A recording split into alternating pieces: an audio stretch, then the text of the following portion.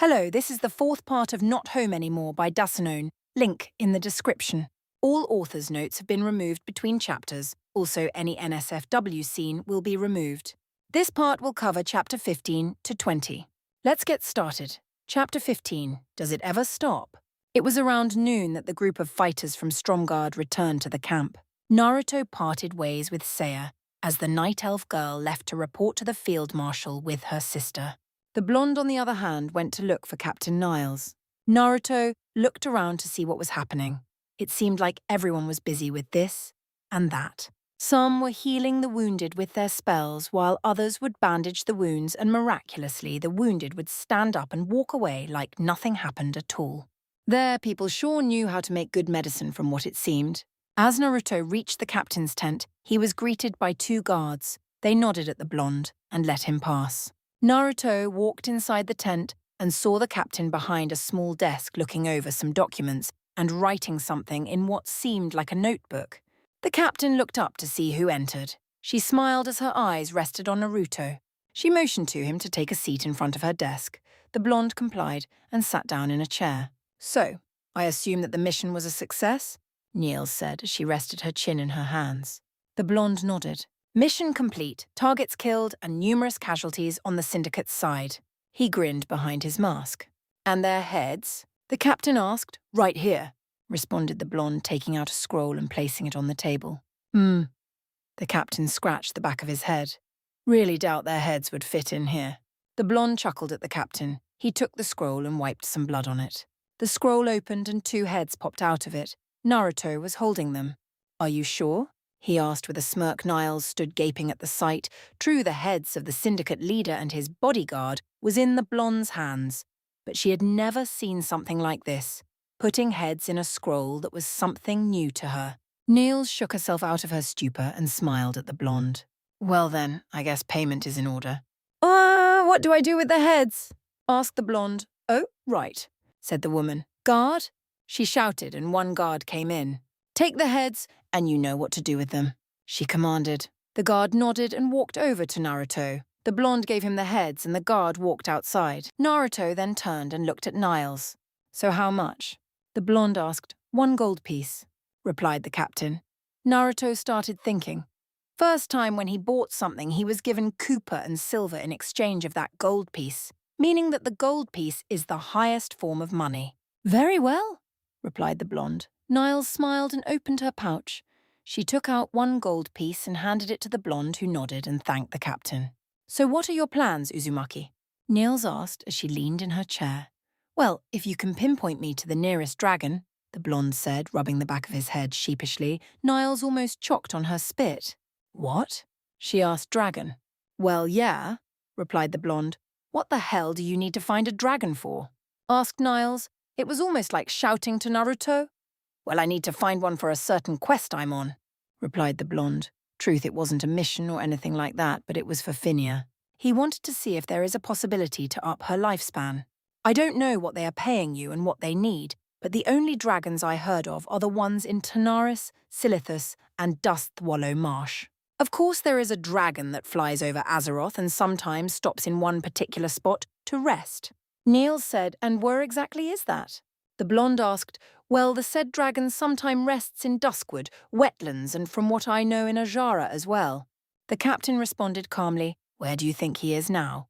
Intrigued, Naruto Niles shrugged. "He could be anywhere. Oh, and there are dragons in Searing Gorge and Burning Steppes, not to mention in Blackrock Mountain." She told the blonde, "Great, that narrows my search to a few thousand dragons," sighed the blonde. "Didn't they tell you where to look for the dragon, or how it looks like?" asked the woman. Curious, Naruto shook his head. "No, I just have to find the oldest dragon there is." He replied, "The oldest you say?" the captain said as she put her hand under her chin and started thinking. "So far, I know that the oldest dragon is in Tanaris in the Caverns of Time." She told the blonde, "Maybe that is the dragon you seek." "Where is Tanaris, then?" asked Naruto. "It's in Kalimdor to the far south. The Caverns of Time are located somewhere in the desert, I believe, south of Gagetsan." Niles responded. Naruto nodded. "All right, thanks for the info," he said as he started walking away. "If you need anything, a mission or something, look for me." Niels called Naruto nodded as he left the tent. The captain turned back to her work, but at the same time she was wondering what the blonde wanted from a dragon, or, better yet, who wanted to send someone as Naruto after a dragon. He didn't look like he could take on a dragon yet. As Naruto was walking through the camp, he looked around trying to find something to eat. His stomach demanded it. He saw many soldiers with plates in their hands eating. He tried to smell the air, but he couldn't pinpoint the exact location of the food. Naruto decided to go in the direction the majority of the soldiers that were carrying food plates came. After walking a little more, he finally reached what looked like a stove in the outside and a chef that was preparing food. He walked over to said chef and stopped just a few feet away. The chef turned towards Naruto and his face lit up. "Well, who do we have here?" he asked, laughing. "Come, boy, I guess you are hungry," he said as he turned to the pot. "Do you know me?" asked Naruto. "Who wouldn't?" the chef asked, grinning to Naruto. "You are the great Byakko after all, the one that killed the syndicate leader and his bodyguard." Naruto's eyes widened. News surely traveled fast here. "Well, yeah," responded Naruto, scratching the back of his head. The chef turned his head at the blonde and smiled. "You did us a great deal, boy. Now we will be able to retake Stromgard and rebuild our city," he said happily. The chef then took a plate and filled it with food. He turned around and gave the plate to Naruto. "When you are done, just bring the plate back here," he said. Naruto nodded. "How much do I owe you?" he asked. The chef laughed. "Boy, you don't have to pay. No one pays here. We must feed our armies. We do not charge our fighters," he said as he turned around and continued stirring the pot. Naruto smiled and turned around and started walking away. He was looking for a good place to sit and eat, somewhere with not that much people around. As he walked around the camp, he saw a large tree near the tents. He walked over to the tree and sat down under it. He lowered his mask and started eating. The food was good, very good. He couldn't complain. Even if he did complain, it wouldn't have any effect. As Naruto was eating, he heard someone coming towards him. Looking up, he smiled at Finya and Seiya. "Hey, you two," he greeted them. The girls both waved at him. "Hey, Naruto," greeted Finya, getting along, joked the blonde. "You'd be surprised," replied Seiya, sticking out her tongue. "Well, that's good. I'd hate to see you two fight." He told them. Naruto then looked down at his plate and continued eating. Seiya and Finya walked over to the tree and sat next to the blonde, Seiya to his left and Finya to his right.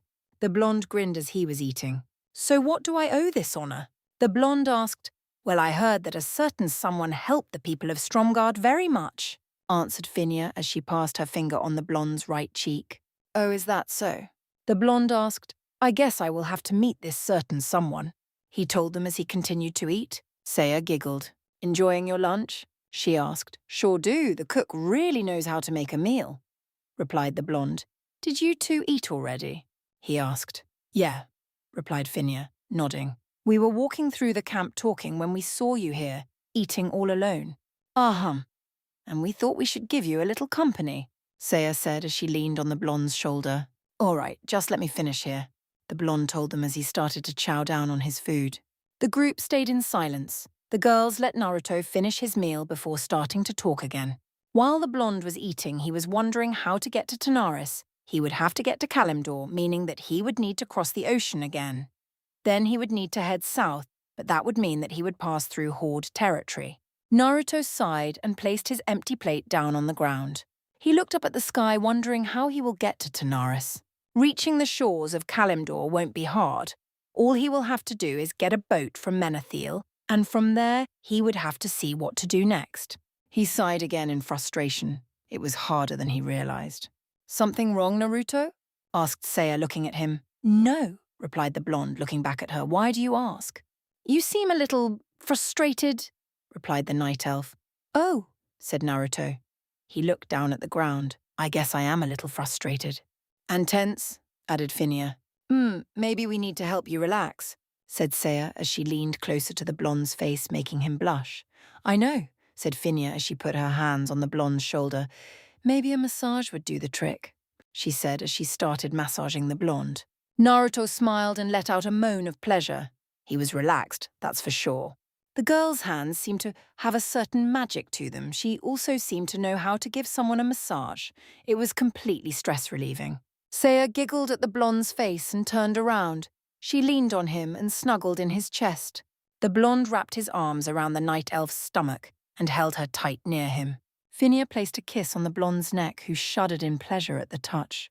Naruto then opened his eyes and positioned his body against the tree.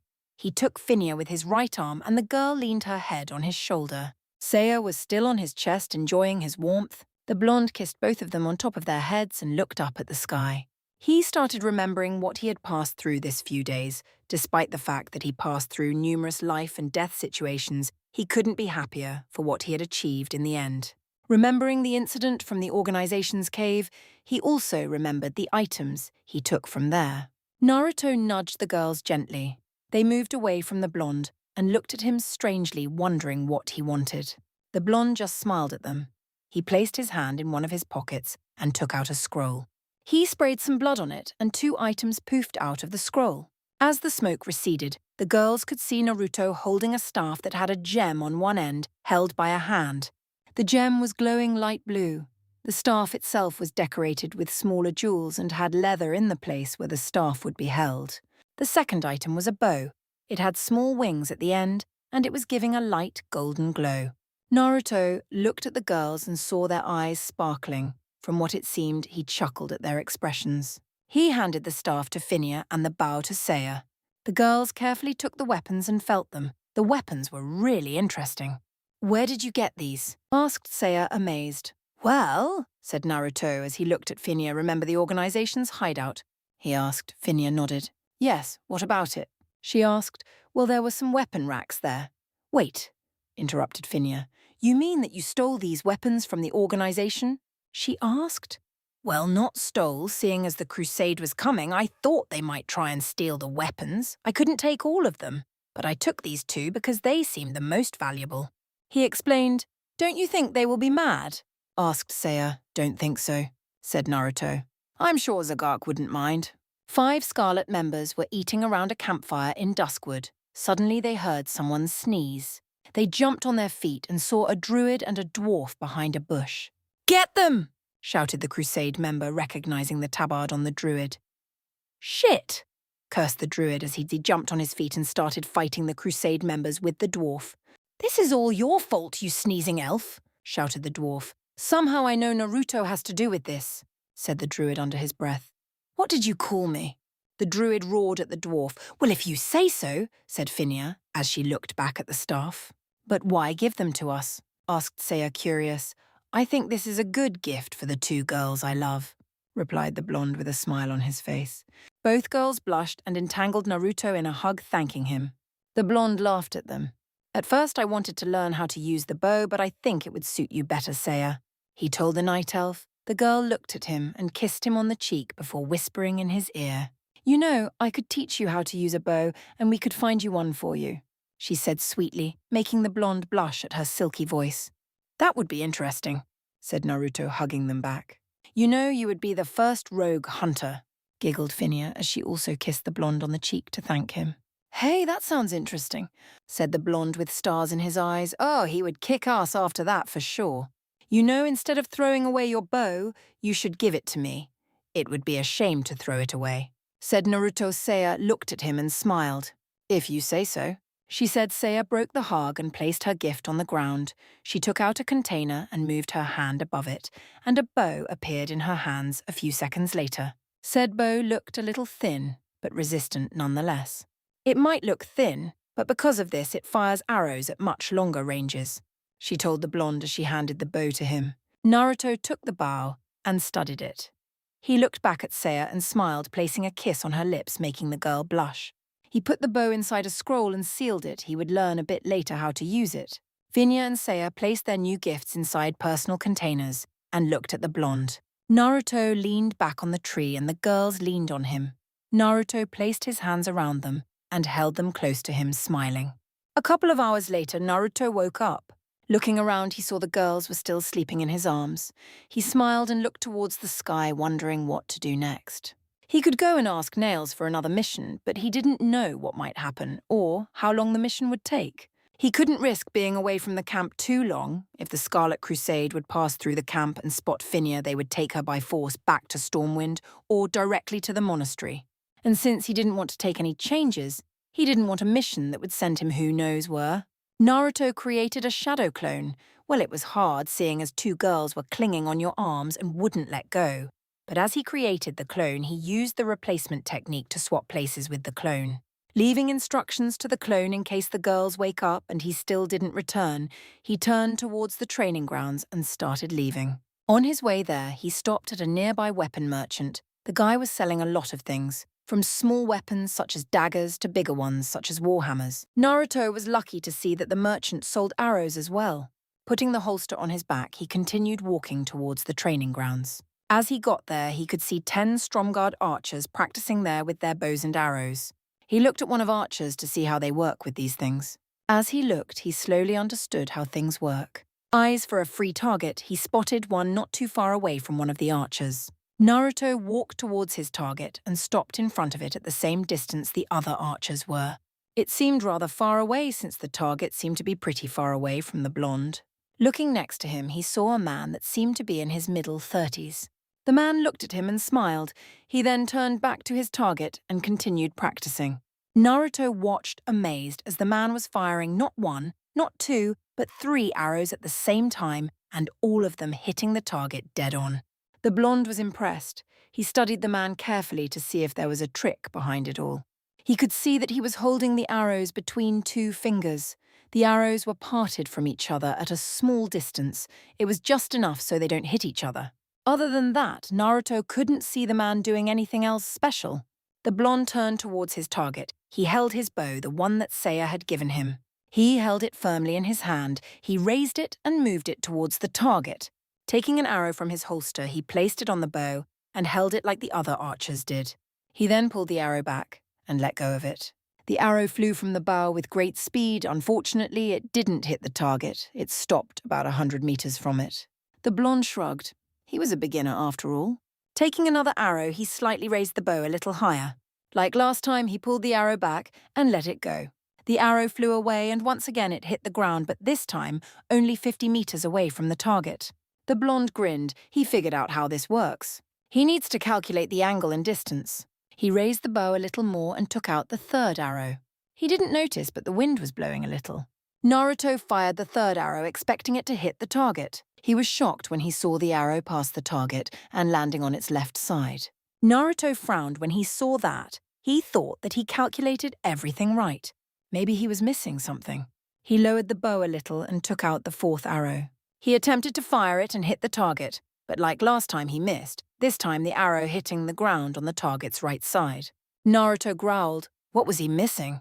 He suddenly heard the man near him chuckled. He turned towards him and saw the man looking at him with his eyes laughing at his misfortune. The man put his bow on his back and turned towards Naruto. When the wind is blowing, you need to take that into consideration as well. The man told Naruto, "Excuse me?" Asked the blonde, not understanding. The reason you are missing your target is that the wind is blowing and making your arrow move from its original course. The man explained, "So how do I do?" asked the blonde. The man grinned. He took his bow in his hands and turned towards Naruto's target. He took out an arrow and pulled in back on the bow. Unlike Naruto, he didn't immediately let go of it. He waited. After 2 seconds or so, the man let go of the arrow that flew towards the target and hitting it dead on. The man turned towards Naruto. When the wind is blowing, you need to feel in which direction it's blowing. He explained, depending from where the wind is blowing, your arrow will either fly faster or slower, or will deviate from its course. Okay, I think, said the blonde. The archer shook his head. The wind is blowing from left or right now. He told the blonde, wait for the wind to stop and then fire your arrow. Naruto nodded and turned towards the target. He took out an arrow and placed it on the bow, pulling it back. He waited a little and then let go of the arrow, but it didn't fly towards the target. Instead, it flew right in the ground near the target, again. The man shook his head. You didn't feel it? He said, you just waited. You need to feel when the wind stops. It won't help if you wait hoping for the wind to stop blowing. But what will happen if the wind won't stop blowing? Asked Naruto. The man smiled. Good question. He said, if that happens, then remember this. Fire your arrow to the left or right of your target, depending if the wind is blowing from the left or from the right. The archer then took out an arrow and placed it on his bow. He turned the bow a little towards the left of the target. He pulled it back and let it go. The arrow flew, but at first it seemed like it won't hit the target. Then, all of a sudden, the arrow seemed to change its course in midair and it hit the target. Not dead on, but it hit it. The man turned towards Naruto and saw his staring at the target with wide eyes. He chuckled at his expression. "You try," he told the blonde. Naruto shook himself and positioned himself. He took out an arrow and placed it on the bow. He pulled it back and waited. He looked at the grass in front of him and saw it moving towards the left, so the wind must be blowing from the right. He continued looking at the grass, and when he saw that the grass stopped moving, he let go of the arrow that flew towards the target and hitting it. The archer nodded. "That was good. But keep in mind that in combat, if you look at the grass or any other thing to figure out the trajectory of the wind, then you might lose your target, or it may spot you." He explained. "So how do I figure out how the wind is blowing?" asked the blonde. "You will need to feel how the wind touches you." The archer answered. Naruto nodded and turned towards the target again. He took out another arrow and placed it on his bow. He pulled the arrow back and waited. He kept looking at the target and trying to feel from where the wind was blowing. It seemed hard with his mask covering his head. The blonde lowered his bow and gently let the arrow come back. He took the arrow in his hand and studied it. It was hard for him to feel the wind with his mask, so he needed to improvise. He looked through his pouch and luckily he found a black ribbon. He tied the ribbon to the top of the bow and positioned himself. He placed the arrow back on the bow and pulled it back. He looked at the ribbon and saw it moving towards the right. The wind was blowing from the left, them. When the ribbon stopped moving, the blonde fired the arrow that hit the target once again. The man clapped at Naruto. "Very good. I like your idea with the ribbon, seeing as the mask blocks you from feeling the wind." Naruto nodded. "Thanks. Keep practicing, boy. You might become a legend someday," he said as he turned towards his own target and continued practicing. Naruto smiled towards the man and turned at his post and continued practicing. This time, he could hit the target more. Sometimes he would miss, but it was either because he misunderstood the wind's direction or that the wind started blowing again much faster. Overall, Naruto learned how to use the bow fast. He might not know how to fire 2 or 3 arrows, but at least he had a long-range weapon. Though he would have to seal it in one of his scrolls, he couldn't carry the holster and the bow on his back all the time, otherwise he wouldn't be able to unsheath his sword.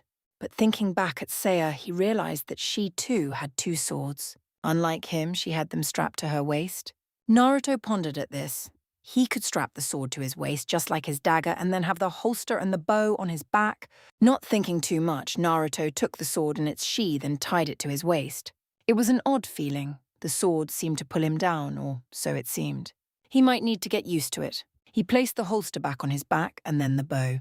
It was night, late at night, and Naruto couldn't sleep. He looked from his chair towards the bed where the 2 girls were sleeping. He used the replacement technique again to swap himself with a book. He didn't know why he did that, but he just couldn't sleep, and standing in bed doing nothing didn't help at all. A couple of hours ago, he told Seiya that he learned how to use Tabao in a fairly good time. The girl congratulated him and rewarded him with a kiss. The blonde had spent the entire day with the girls to know them better, or at least to know the hunter since he didn't talk to her in the past too much. Naruto sighed. He stood up and got dressed. He walked out the tent and started walking through the camp. He hated the nights when he just couldn't sleep. Usually it was the nights when he knew that something was about to happen, and that was usually when the villagers would come to kill him, or an assassin would come after him. But here there was no one that would want his head, especially since he didn't show his identity to many people. Naruto walked through the village in deep thought. As he was walking, he could see some of the Stromguard forces up and on patrol, or maybe it was the night shift. He had heard the captain saying that they work in shifts. A group guards the camp at night while the other at day. The blonde didn't think about it much. The men didn't even seem to care that he was up. They would look at him to see if he was one of them and then continue what they were doing before. Naruto liked it this way. No one glaring at him, no one spitting behind his back, and no one plotting to kill him. As he was walking, he suddenly arrived at the archery grounds as he found out that they were called. He continued to walk till he stopped near a post that seemed damaged. Well, all posts were damaged by arrows, but this one seemed to be damaged by a sword. And recently, Naruto raised an eyebrow. He looked towards the camp, but he couldn't see anything strange. He looked around and saw footprints, not too strange seeing as the archers that practice here would also leave footprints when they would go and retrieve their arrows. But these ones seemed... He didn't know how to explain it, but they seemed like they belonged to someone else, not a human. Naruto looked back at the camp again and decided to go back to his tent and check on the girls. Like he thought before, he wouldn't want to take any chances in losing anyone of them. He loved them too much. Even though he didn't tell Seiya yet, he started developing feelings for the night elf. As Naruto reached the camp, he suddenly came to halt. His eyes widened in fear as he felt a really powerful presence. The stench of death could be smelled everywhere. He glanced around and saw that some guards were also aware of the presence and were trying to keep their calm and find out from where it was coming. Others seemed like they didn't sense it and were looking at their companions strangely. Naruto ran towards his tent. He could feel the presence getting closer and closer as he got there. As he reached the tent, he walked inside slowly and carefully. As he entered the tent, his eyes narrowed as he saw everything ravaged like there was a struggle. His eyes narrowed more as he didn't see the girls. Luckily, he didn't see blood as well. The blonde looked around and saw a letter on the bed. He walked over to the bed and read the letter. His eyes widened. He gripped the letter in his hands and fire entangled it, burning it. Naruto grit his teeth and his eyes became slits. He started trembling. Clenching his head, he let out a roar and red chakra shot from him out. The roar and the demonic chakra woke up everyone in the camp. The guards that were awake and saw the chakra blast immediately ran towards its location. Niels that was awake also ran to figure out what was happening. As she reached the tent from where the red pillar was coming out, she saw a guard moving towards the tent to go inside. Suddenly the pillar stopped and something jumped on the guard. Niles looked carefully and saw it was Naruto. She gasped as she saw his eyes. The blonde held the guard by the throat above the ground. He looked at him straight in the eyes. "Where is the Ugusha farm?" demanded the boy in a strange demonic voice that made everyone tremble. "To the northeast," stuttered the guard. "Near the large wall," he stuttered. Naruto let the guard drop on the ground and looked towards the wall that could be seen in the distance. He clenched his hands and started walking towards the wall. Niles moved towards the blonde. "Hey, wait!" she shouted. Suddenly the blonde bent a little and disappeared. He ran away from what it seemed, but he was so fast that no one could track him. Everyone stood there gaping at what they had just witnessed. This was something they had never seen before. Heck, they never felt such a powerful demonic energy. It was frightening. The strangest thing was that the energy didn't tell that the demon was hungry for everyone's blood. It seemed to be directed for something or someone else. Naruto was running through the grassy fields of Arathi Highlands. He was trembling in rage. Someone had dared to kidnap not only Phinia, but Seiya as well. They wanted to see him, they wanted to lure him with them. He didn't know or care what they wanted with him, but he would make them pay for taking the girls away. It didn't take long for Naruto to arrive at the farm. He could see a granary or two, a barn and a house. In front of the house was a field, a farm. Naruto started walking towards the house. He didn't know for sure where he needed to meet the people in what building since they didn't say. As Naruto was walking, two people came out of the house. One had plate armor and a massive sword in his hands. He also had a mask with horns on his head. The other had a robe and his face was covered by a black hood. In his hands was a staff. "Welcome," the armored man said in a crackling voice. Naruto grit his teeth. "Undead." He said only the undead talk in a crackling voice. The robed man chuckled, but unlike any other chuckles Naruto had heard, this one sounded sinister and dead. "So the boy knows what we are. This will be more simple." He said, "Where are they?" demanded Naruto. "Down to business, I see," answered the armored man. "Ah, the living, always impatient," said the robed one. "Indeed, I can't believe I was like them before." The armored undead laughed. The two were suddenly shut up when they felt a powerful demonic energy. Turning towards Naruto, they saw him covered with a strange red aura. They could see his eyes were redder than before, and he looked like he was ready to attack. This is new," said the armored one. "Indeed, I didn't know that humans are demons." The robed one answered. Something inside Naruto snapped when he heard that. He vanished from sight and appeared in front of the robed man. He grabbed the undead by the throat and slammed him on the ground, making a rather large crater. Naruto then turned towards the armored one and charged with his sword raised. The undead raised his sword and the boy's sword hit his. A large red blast blew behind the blonde's sword. The armored man looked amazed, but he grinned under his mask. He saw a challenge. Unfortunately, before he could act, the blonde kicked him in the ribs and made him fly through the house's wall. The robed undead stood up and shook his head to clear the blurry images. He looked around trying to figure out where the blonde is. Suddenly, said blonde appeared in front of him, grabbing him by the throat again. Naruto was about to snap the man's neck. "Enough!" shouted someone in crackling voice. Before he could even figure out what was happening, chains shot from the ground and grabbed the blonde's hands and legs. They tied themselves around his waist and chest and even neck. Naruto was forced to let the undead go, and he started struggling in the chains. Naruto let out a powerful roar, enhanced with chakra that shook the ground around him and sending a blast wave that threw crates and any small objects nearby away. The robed undead stood up and looked at the blonde. He grinned. "So interesting." He crackled. "Indeed," answered someone else. Naruto tried to turn and see who it is, but the chains were keeping him in place. "Can't move?" asked the same voice again. "Let me help you." He said suddenly the chains forced the blonde's body around. Now Naruto was standing, or at least was being held in front of a group of 6 undead. All except 2 had robes and staves in their hands, the ones that didn't look like rogues. Naruto scanned the area and his eyes widened as he saw Phineas and Seiya held by the rogues. The 2 girls were still in their nightdress. Naruto grit his teeth and closed his eyes. He started pulling the chains, trying to break free. "There is no use. The chains won't break," said an undead. Suddenly Naruto roared again and managed to rip the chains from his arms. The group's eyes widened as they saw that, and immediately 2 of the robed undead chanted and more chains appeared from the ground and wrapped around the blonde's arms. "Hold still," demanded one of the undead. "You bastards, let them go!" roared Naruto Seiya, and Phineas looked at the blonde. They had never felt this weak before. Without their weapons, it seemed like they couldn't do anything. To make it worse, the fact that they were taken while they were sleeping, and now that they were in their nightdress made them feel even more weak. Naruto roared again. "Let them go!" He shouted, the red aura becoming more and more prominent. The undeads backed up a little. The kid was becoming stronger than them.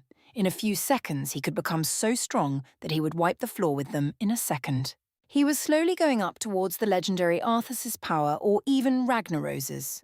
"Calm down or we kill them," said a rogue as he placed his dagger at Phineas' throat and the other at Seiya's. Naruto narrowed his eyes.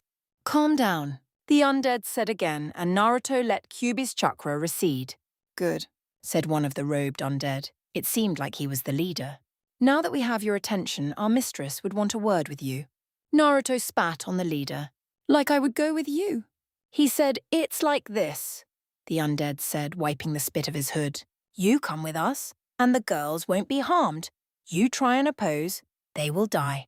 Naruto looked around trying to figure out the odds of succeeding. He lowered his head as he realized that he would risk too much. He looked back up at the leader and growled. "Fine, take me to the so-called mistress." He said, "Good," the undead said. "Open a portal, the Undercity." He demanded, and another robed undead nodded and opened a portal. "Follow us, will you?" said the leader as the chains disappeared from Naruto. Not all, but some. Naruto looked around and saw that the armored undead from before and 2 more robed men were holding his chains. His hands were tied in chains behind him. Naruto growled. "How will I know you won't kill them once I walk inside?" he asked. The undead laughed. It sounded so dead and evil it scared the 2 girls. Before anyone could react, the 2 rogues pushed the girls inside the portal. "Happy?" asked the leader, laughing. Naruto grit his teeth. He was about to retort when he felt pushed inside. After Naruto walked inside the portal, the rest of the undead group walked in. The portal closed behind them. Chapter 16. Undercity Tasks. Naruto struggled in his chains, shouting and letting out roars that shook the ground. His slitted red eyes were glaring deadly at the undead group and everyone around him. The strangest thing was that no one was afraid. No one even flinched as they saw him. No one glared, spat, or called him a demon, monster, abomination. The blonde roared again and shifted in his chains. The undead group would just look at him emotionless and not do anything. Naruto glanced around and his eyes widened for the first time as he looked around and saw where he was. He wondered how he didn't see this before. Maybe his fit of rage blocked his view. Now, looking carefully around, he saw that he was in some sort of sewer. No, scratch that. It looked like an underground sewer city. Yes, that is the correct term. The reason was he could see on each side of the green sewer-like river. Looking up, Naruto could see the ceiling. It was quite far, judging from the distance he deducted that Kyuubi could fit here perfectly and even have more room to stretch and jump. Looking to his right, he saw some strange shops. Well, they didn't look like shops. They were just some tables with merchandise on them. And behind said table, more merchandise suspended on the wall. Of course, an undead would be the shopkeeper. The blonde heard some heavy footsteps all of a sudden. He even heard the girls gasp in fear. Looking in front of him, he saw the strangest thing he had ever seen. There stood a massive creature. Yes, a creature. This creature looked like it was created from multiple body parts. It had a normal human head. Well, maybe a bit larger. It had two massive arms holding a one-edge axe each hand, and sprouting out of his back there was another arm that held a scythe. His stomach was open and his inner organs could be seen. His ribs were coming out of its stomach. It also seemed like one eye was bigger than the other, and his mouth was open on one side all the time, like it was stuck that way. As the creature passed the group, Naruto saw that it was bigger than a normal human. Heck, it was bigger than an elf. The creature also seemed to carry a strange green smoke around it. As it passed the blonde, he could feel getting a little sick and dizzy. It seemed like the smoke was to make the enemy vulnerable. Glancing behind, Naruto saw the girls breathe in relief as the creature passed them without doing anything. The blonde then glanced around and saw some undead with an evil glint in their eyes as they were looking at the two girls. He grit his teeth and roared again, shaking the ground. The group had to stop and wait for the minor earthquake to stop. The blonde was trashing in his chains again. One of the undead jailers came to the blonde and grabbed him by the throat and turned him to look in his eyes. "Keep quiet and stop that or else," the undead warned as he dropped the blonde on the ground.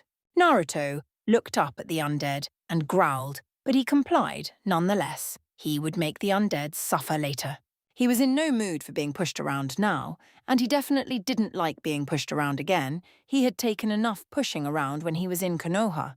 He would not take it again. The group continued their walk towards who knows where.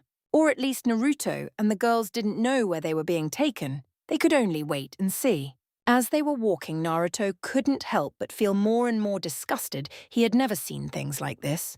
As they were walking, Naruto saw a group of undead feeding on recent dead bodies. They passed by what looked to be the research part of the city where bodies were being taken, and the undead would mutilate them and then combine them to create a new creature, most likely an abomination like he had seen before.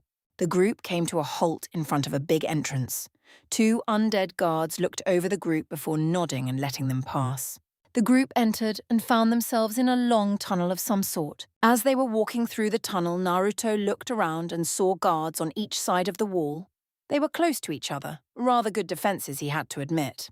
Naruto looked up front and he could see the end of the tunnel. They entered a round room. In the middle there was what seemed a round platform or stage. On it stood a night elf woman.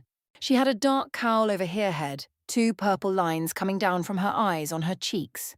She had a black armor and black robe like pants. Her gloves were also black, her shoes the same, and she had black shoulder pads that seemed to protect even her neck. Her clothes looked regal. The design was meant to be regal from what it seemed, though Naruto was curious as to why there was a night elf here. The woman looked down at the group. She walked down from the podium and stopped in front of Naruto. She put her hand under his chin and lifted his head to look in his bloody red eyes. A smirk appeared on her face as she looked in those eyes. This is what she was looking for. The blonde was looking up at her face, her pale face. The blonde thought there was some connection between her and the undead, if she could move freely. Naruto glanced around and saw that the undead were all bowing down to the woman. He looked back at the woman and saw the smirk on her face. He sneered at her not carrying what the consequences would be, not carrying what would happen. He knew for sure that he didn't like that smirk and he would show it. The woman was taken by surprise by the boldness of the blonde. She saw that undead ready to jump on the child and punish him for his act, but she stopped them before they did so. Looking back at the child, she grinned. "Welcome to my city, to our city," she said solemnly. The blonde raised an eyebrow. "Your city?" asked the blonde. "Since when does a night elf rule over the undead?" he asked. The woman growled and glared at the blonde. "Watch your tongue, boy. I am not a night elf and never was." "Then tell me how come you are tall as night elf and have pointy ears." demanded the blonde, growling back at her, showing that he would not submit to her authority. The woman saw what he was doing and smirked. She already liked the way he acted, though she was a little annoyed that he wouldn't submit to her authority. This was her domain. She ruled here, and she would be respected by a flesh bag. "I was a high elf," responded the woman, "but I died in the way. Long story short, I became an undead, but I still look like high elf, only difference is my skin color," the woman said. "High elf?" asked Naruto. He then remembered what he had read from the books. Yes, the high elves used to work hand in hand with the humans, but when the plague hit the capital city of the high elves was destroyed, many died and the survivors changed their names in blood elves. They even broke apart from the human alliance and became their enemies. The woman turned her back at Naruto and walked back up at the podium. A throne suddenly rose from the ground and the woman sat cross-legged on the throne. Her eyes kept a complete lock with the blonde's. Naruto didn't even blink. He would not show any sign of weakness to the woman, but he was curious as to who she was. "So this is the child?" she finally asked, as an undead stood up and nodded. "Yes, mistress. This is the child that we have been telling you about." The undead crackled. Suddenly metallic footsteps were heard. The blonde turned around and saw the undead he had seen in the forest when he was running with Phinia from Stormwind. The undead bowed down to the woman and then stood back up. "This is the child I saw," the armorer undead said. The woman nodded and looked at the blonde. "Now, I am sure you are curious as to who I am," she said as Naruto just nodded once. "I am Sylvanas Windrunner, the Banshee Queen, ruler of the Forsaken and Undercity." Naruto narrowed his eyes and growled. "So you are the one that ordered the kidnapping of my loves," he said dangerously, letting killer intent come out of him. The woman just smirked. It seemed like she wasn't affected by the killer intent at all. In fact, she seemed to be pleased with the massive killer intent coming out of the blonde. Other people would have started cowering and fleeing in fright, but no, this woman didn't. She just stood there smirking at the blonde. Oh, how much it pissed off Naruto. "Well, I can see that you have a lot of power and anger," the woman said, laughing. "What do you want of us?" demanded the blonde, trying to break the chains again. "Ah, yes, straight to the point," she said with a smirk. "I want your power." The blonde narrowed his eyes. She said it just like the Akatsuki. No way in hell will they extract Kyuubi out of him. The blonde continued to trash around and yell. He felt like a trapped animal. He felt like doom was coming towards him at a rapid pace. "Stop trashing!" an undead demanded as he hit the blonde on the back of his head, making him fall on his face.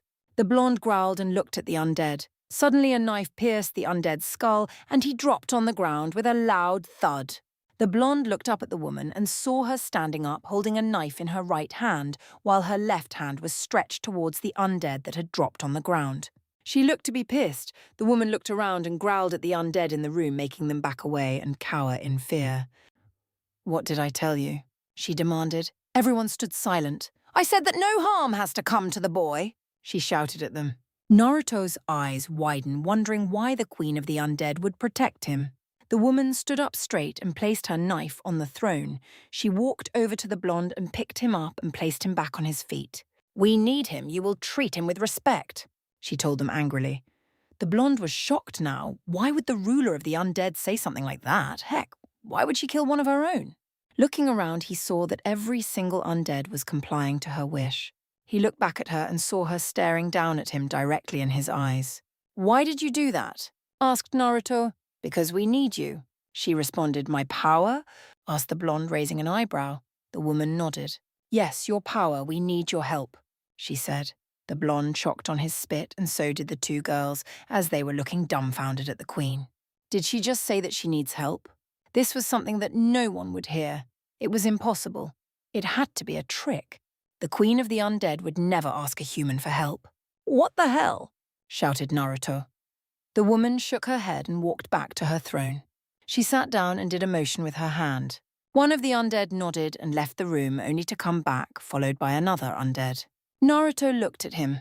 He was a warlock, but unlike the other undead, he had a tabard. A different one. The tabard was a light blue horde symbol on a dark blue background with white skull trim. The undead had a frightening scythe on his back that was glowing black, a deadly black colour. The undead looked at the blonde from under his mask. He walked over to him and grabbed his chin with his skeleton hand. He looked in his red eyes, studying him, trying to measure his power from what it seemed. He let go of the blonde who growled at being rudely picked on. The undead turned to the queen and bowed. "You may stand up." The queen said, "So this is the great power you offer me?" The undead asked in a dark and deadly voice. "Yes, his power will help both of us," Sylvanas answered as she glanced over to the blonde. The undead looked back at Naruto. He then looked back at the queen and nodded. "This will do nicely," he said as he turned to the blonde. Naruto looked at the undead and waited. He wondered what the undead would do. The undead suddenly moved his hand in his robe. The blonde tensed, wondering what he will do. Then the undead took his hand out. He was holding a scroll. The blonde raised an eyebrow. "Free him," demanded the warlock. The undeads complied and broke the chains holding Naruto. The blonde stretched his hands and looked at the warlock. The undead walked up to him and handed Naruto the scroll. The blonde raised an eyebrow and looked at him for answers. "We have 2 tasks for you, human." The undead said, "Tasks?" asked Naruto. The undead nodded. "Lady Sylvanas has her own task for you, while I have my own task." "And what would that be?" The blonde asked carefully. "I am part of the Horde organization, and we need you to bring back a member that has been captured by the Scarlet Crusade." The undead said deadly. Naruto narrowed his eyes as he heard the name of the crusade. "Why would you need me for the task?" He asked. "The crusade is guarding our member with paladins. Their holy fire will burn us and make us more vulnerable. You, on the other hand, it will not affect you." "And you want me to free your member?" asked Naruto, puzzled. "That is right," the warlock answered. "He holds valuable information on a certain lich and on the crusade," he said with venom. "Which brings us to my request," said Sylvanas, making Naruto look up at her. "And that is?" he asked. "Kill Kel'Thuzad," the queen answered seriously. Phineas and Saya gasped as they heard that. "He can't do that," shouted Phineas. The queen looked at them. "He will. He has to." Naruto groaned. He also knew who this Kel'Thuzad is, and he knew that he couldn't take him on. "And how do you know I can do it?" he asked. "That is simple," grinned Sylvanas. "I can feel a hidden power inside of you." Naruto narrowed his eyes. It seemed like everyone could feel Kyuubi inside of him. He looked at the queen and the warlock. "What if I refuse?" he asked. "Then we will make you." The undead replied. "How?" asked Naruto. The queen pointed to the 2 girls, making Naruto narrow his eyes. He growled. "If you dare as to touch a single piece of hair, I will have your head." He spat at the woman. The undead in the room looked at each other in surprise. No one had ever dared to stand up to the queen of the undead. The woman just smirked at his boldness. "We will not harm them as long as you do what we demand," she said. Naruto growled, but he saw that indeed there was no way out. "Fine, who do I need to rescue?" he asked. "His name is Sadrin." "One," responded the undead warlock. "Fine," said Naruto, "but I will not be able to take on Kel'Thuzad right now. I am too weak." He said, "Then get stronger, but you will not leave this place," said the queen. "For now you will rest. Tomorrow night you will attack the Scarlet Monastery," said Sylvanas. Naruto grumbled and nodded. A group of undead came to take him away, but he stopped them. "I will not go alone. The girls will stay with me. I do not trust anyone here to leave them with," he said. The queen rolled her eyes and nodded. "Fine, take all 3 in the same room," she said. The undead guard nodded and escorted the blonde and the 2 girls out of the room. They didn't walk too long as they reached a strange door. Opening it, they found it was a prison cell. Is this what they said as a room? Before the blonde could complain or anything, he was pushed inside, and the girls as well. The door was locked behind them, leaving them in darkness. The only light coming was from a small hole in the ceiling that seemed to lead to the outside. The blonde walked over to the light so Phineas and Saya could see him. The 2 girls, seeing him there, walked over to him and tackled him in a hug. The blonde held them close and looked up at the hole. "Naruto, you can't go," said Phineas. "Go where?" he asked. "Don't go and fight Kel'Thuzad. You can't defeat him." She cried. "He is too strong." "He is one of the leader of the Scourge here in Azeroth. You will die if you go," said Saya. The blonde tightened the hold on them. "I know, but if I don't do what they ask, they will hurt you," he said. "But we can't lose you." Saya cried. "You won't," replied Naruto, as he kissed both girls on the cheek. He looked back up at the ceiling, trying to figure out a way out. "You won't be able to fight him alone," said Phineas. "Tell Sylvanas to let us come with you." She told the blonde, if I do that, she would think that I would use the opportunity to escape with you. He responded, she will not let me. Naruto broke the hug and walked back a little. He shifted into a large fox and walked back to the girls and looked at them. Come on, we need to sleep. It's cold here and the way you are dressed you will catch a cold. He told them as he laid down. Phinia and Saya snuggled in his fur and the blonde wrapped his tails around the two girls holding them. He looked up at the ceiling. He would figure out a way to escape. He just needed to think about this. Naruto felt Phinia shiver. He looked at her and saw that she had fallen asleep but was shivering. It was either from the cold or from fright of the undead. After all, an undead tried to assassinate her on a ship. Maybe it was the Forsaken, maybe it was the Scourge. But they would try again. Who knows? The blonde curled around the two girls and gently touched Phinia's cheek with his nose. He licked her cheek and she seemed to calm down a little. Naruto looked at Saya and saw her spacing out, looking in the darkness. He moved one of his tails and started passing his tail on the elf's cheek. The girl looked at the blonde and smiled reassuringly at him, but he could see that she was worried for him. Saya looked back in the darkness, continuing to space out. It made the blonde wonder what she was thinking about.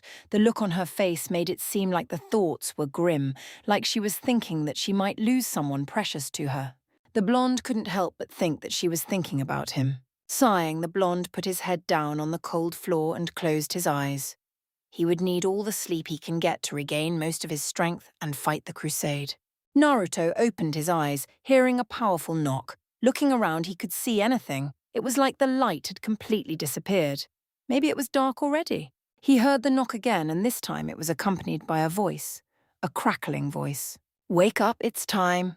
The voice said. Naruto groaned and tried to stand up, but he felt something holding him down. Looking around, he could vaguely see the girls still sleeping on him. He wondered how they could sleep so much. He used his tails to lift them and gently placed them down on the floor. He didn't want to, but there was no other option. Feeling like something was moving them, Phinia and Saya opened their eyes only to be welcomed by complete darkness. They thought that something had happened, that while they were sleeping, God knows what happened to their eyesight.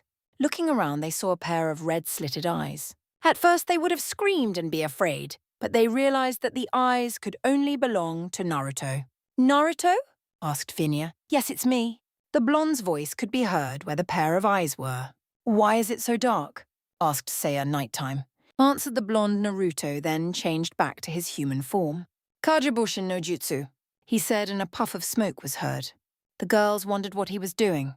Then, all of a sudden, the room started to gain light. They looked around and saw Naruto with his hands in a seal, his eyes closed and red energy coming out of him and going inside an identical clone. The girls watched amazed as the clone's features started to change. Its nails grew, becoming claws, its eyes turned red and slitted, the canines grew longer, his hair became wilder and more feral, and finally the whisker marks became more accentuated. The red energy stopped coming out of Naruto, and the light died. A pair of red eyes started looking around, and then a demonic voice could be heard. Why do I always end up in the dark? The voice asked, making Phinia and Saya afraid. Kyubi, I have a favor to ask of you, said the blonde. Phinia and Saya narrowed their eyes as they heard the name Kyubi. And that would be? The voice asked again, only this time it seemed peaceful and calm. I want you to look after Saya and Phinia and make sure no harm comes to them while I am away, replied Naruto. If you are leaving me here in a clone, then you should know I will be pushed back in the seal, replied Kyubi. Yes, I know, but I gave you 8 tails worth of power and I worked over the seal a little. Once I will get out of range from you, we will both feel some pain. The seal will slowly start to take you back inside of me, replied Naruto. Let me get this straight. The fox said, you made a timer on the seal? He asked. Yes. I gave you 8 tails, meaning that I have up to 30 minutes before you are completely sucked back in the seal, replied the blonde. And what about the pain?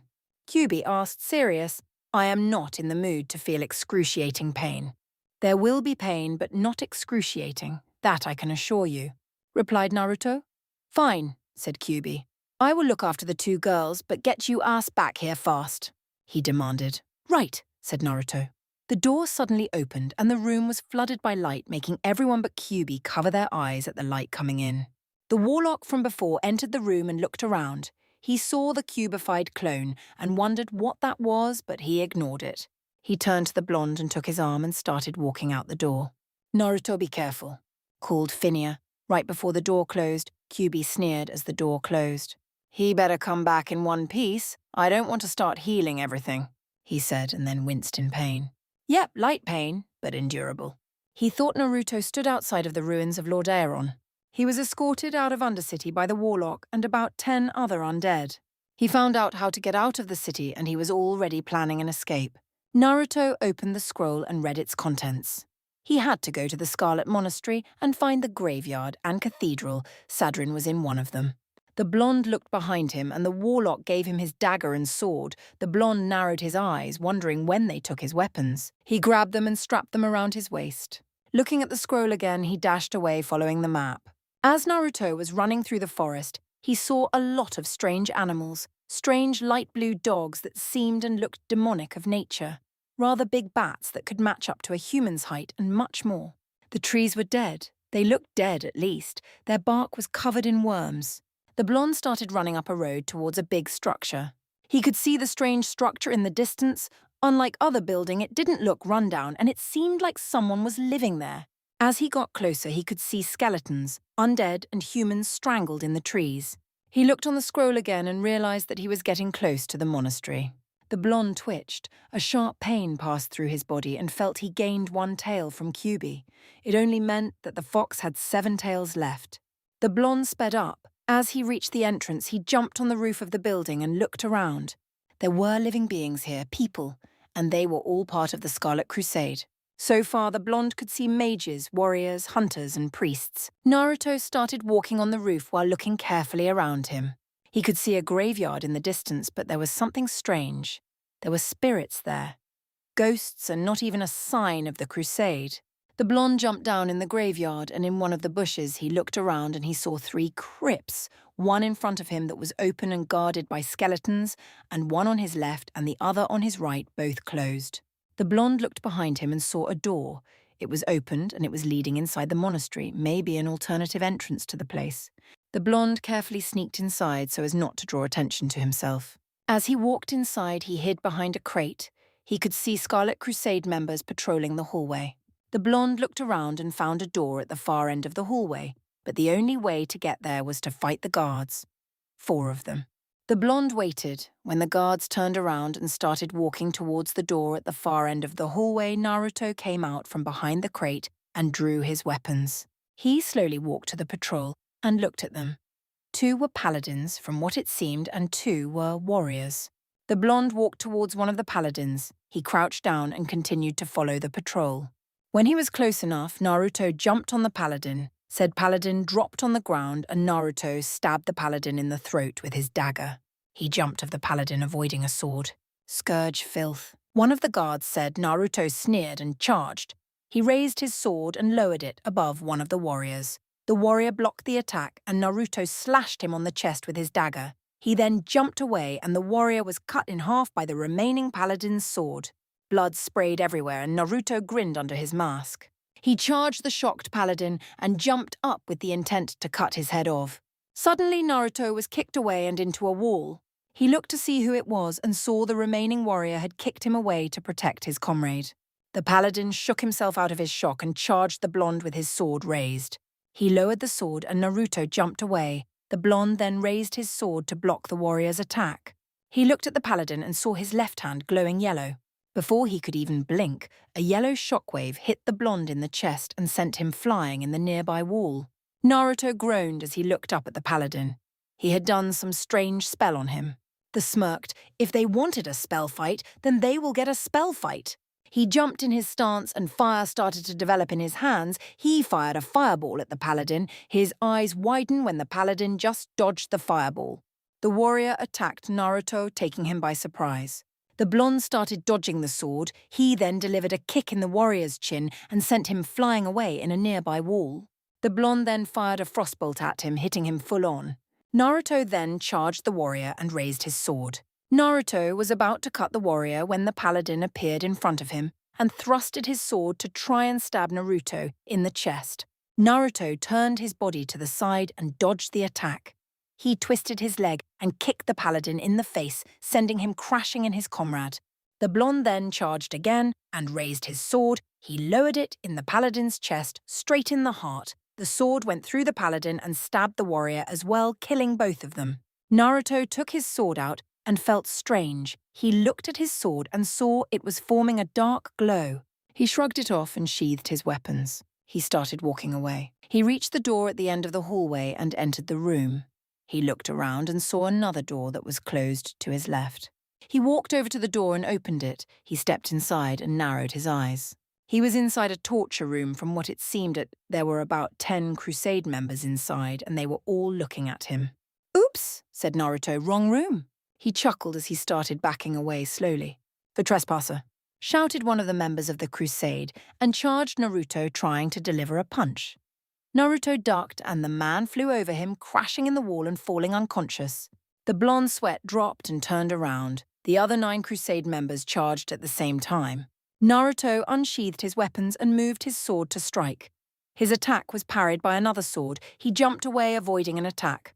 The blonde spun around and tried to slash the enemy behind him. He missed, but the sword fired a strange dark and purpled ball towards the enemy, hitting him and making him yell in pain. The dark glow disappeared from the sword. Naruto would have stopped and looked at his sword awestruck, but he couldn't. He jumped on a wall, avoiding a fireball, and then jumped on the mage that fired it. He cut his throat with his dagger. Suddenly, the dagger started giving a green glow. The blonde didn't notice this and continued fighting. Suddenly, as Naruto cut one of the mages on the chest, the mage was suddenly surrounded by a green glow that exploded where he was cut, making him fly away and hitting the nearby wall and making him lose conscious. The blonde grinned. He ducked and avoided another sword. He passed through a series of hand signs and pointed towards a warrior. "Moonfire," he said as a ray fell from the ceiling on the warrior, making him cry in pain. The blonde used this opportunity to stab him in the chest and kill him. The sword started glowing again, and Naruto looked around and saw a paladin. He tried a vertical slash. He missed. He tried an upward cut. It was parried. Naruto growled and spun around. He appeared behind the paladin and was about to stab him when the paladin raised his hand up and a yellow orb appeared in his hand. The orb exploded and yellow fire shot from the paladin's legs in a circle.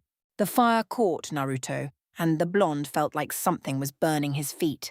He grit his teeth in pain and raised his sword, blocking the paladin's sword. Naruto then foot-stabbed the paladin with his dagger.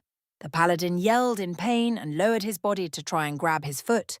Naruto raised his dagger and slashed the paladin in the middle of the face, spraying blood everywhere and killing the said paladin in one go.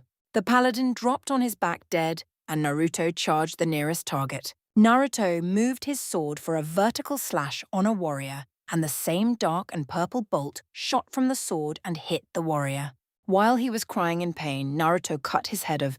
The blonde looked around and saw that there were only 3 more left, a mage and 2 warriors. Naruto charged forward with his sword and dagger in hand. The mage fired a frostbolt towards him. The blonde jumped to the side and avoided the attack, and at the same time, he changed his attack course, going straight towards the mage. The blonde vanished from sight just before the mage could do anything. The Crusade members stopped dead in their tracks, trying to figure out where he went. Suddenly, the blonde appeared in front of the mage and thrusted his sword in the mage's chest, killing him. The 2 warriors charged forward with a battle cry and their swords raised. As they go closer, the blonde just stood there doing nothing. When they reached the blonde, they lowered their sword, cutting Naruto in half. They smirked, thinking he was dead, but all of a sudden the blonde disappeared in a puff of smoke. Before they could comprehend what happened, a sword came out of one warrior's chest and a dagger out of the other one. The 2 warriors dropped dead on the ground, and Naruto, who was right behind them, sheathed his weapons. He looked around the torture room. Yep, there were undead here, but it seemed like they weren't alive anymore. He sighed and walked out the room through another door. Naruto twitched in pain again as the second tail came back to him. Kyuubi had only 6 tails now. The blonde sped through the empty hallways. He at first wondered why they were empty, but then remembered that there are Crusade members in Stormwind. It must be that they all came from the monastery. The blonde ran out a door straight in a courtyard. He could see a fountain in the middle on the courtyard, and to his left he saw a large door and about 6 Crusade members guarding it. Naruto jumped in a bush as he heard someone opening the door he had just come through. He looked to see who it was. Coming out of the door were 3 warriors, from the crusade, of course. Behind them 2 mages. Behind said mages was an undead that was chained. Behind the undead were 3 priests and 2 paladins. Naruto watched as the group walked over to the large doors. He saw them starting to talk and listened carefully.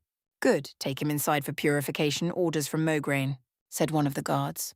Naruto raised an eyebrow at that. He wondered what purification is, but if it was the crusade talking, it could only mean that they will kill the undead. Naruto watched as a strange dark glow appeared in the undead's hands before it disappeared. He looked at his face and saw a smirk. Yep, the undead was planning an escape or an honorable dead. The group walked inside and the doors closed. Naruto started walking through the bushes and then up on the wall. He positioned himself above the large door and took out 6 shuriken. He threw then each at a guard, hitting them in the head and killing them. He then jumped down and took the shuriken out of their skulls.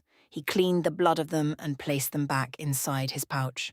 The blonde was about to open the door and step inside when an evil thought passed through his mind. He smirked as he started to change. The undead was on his knees in front of an altar inside the cathedral. He looked up at his executioner and growled. It sounded frightening, but it didn't scare the paladin. Said paladin walked over to the undead and looked at him in the eyes. "Are you going to talk?" he asked. The undead cursed in so many ways in his language, but the paladin didn't understand anything. The undead spat on the paladin's shoes, making said paladin angry. "I take that as a no. Very well then," he said as he unsheathed his sword. "Let the execution—" He was about to finish the story, but a powerful roar stopped him. He looked at the large door. Everyone in the cathedral turned to look. Suddenly the doors were blasted open and a giant fox, about 4 to 5 meters tall with 9 tails swinging behind it, appeared. Everyone stood gaping at the fox. Said fox was glaring at everyone except the undead. It looked at the undead, and what seemed to be a smirk appeared on the fox's face. The undead smirked as well and concentrated. Suddenly dark energy surrounded him and exploded all around him, throwing the paladin away and any Scarlet Crusade member close enough. The blast disintegrated the chains and the undead was now free. Naruto started running through the long hallway, knocking down every single Crusade member he came across. He used his tails to kick them away. He stopped in front of the undead and picked him up with one of his tails. "What are you doing?" demanded the undead. "I was sent by Sylvanus," replied Naruto, and the undead nodded. The blonde then placed the undead on his back and started running away towards the exit. "Stop them!" commanded the paladin, Mograine. A group of Scarlet Crusade ran to the door and closed it. Naruto hit the door with his head, but the door didn't even flinch. Instead, Naruto felt dizzy. He dropped on the ground and blinked. The undead looked around and saw the Crusade members closing in on them, a large group over 50. Naruto groaned and changed back to his human form. The undead dropped on the ground and looked around, trying to figure out what was happening. His eyes widened as he saw a human rogue in front of him glaring at the Scarlet members. "You are the one she sent?" he asked. "Got a problem?" asked Naruto, annoyed. "You're just a kid." He yelled, "And you're an undead, but you don't see me pointing that out," shouted Naruto. "You don't know how much I had to kill to get to you." He whined, "You are dead, undead lover." Spat a Crusade member, a vein appeared on Naruto's head. "Hey, I'm doing this because I have to. It's not like I have a choice," he yelled. The undead wondered what he meant, but he didn't have time to ponder on it as a sword appeared out of nowhere ready to strike. Naruto appeared in front of the undead and blocked the sword.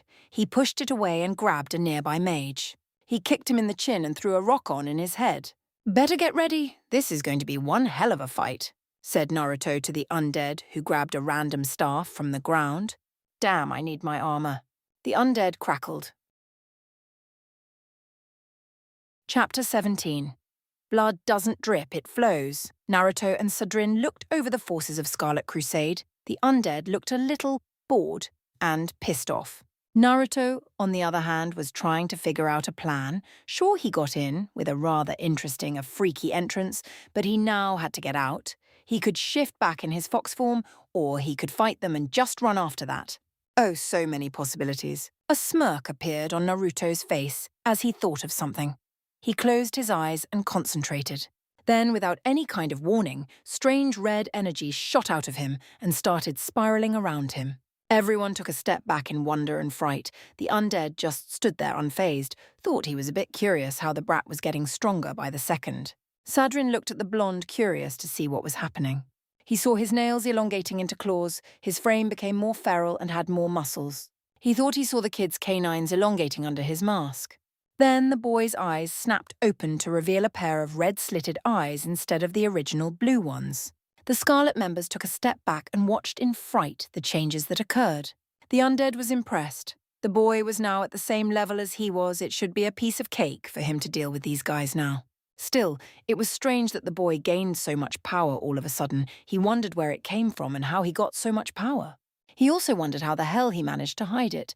The boy seemed like a weak fool when he first stepped through those doors.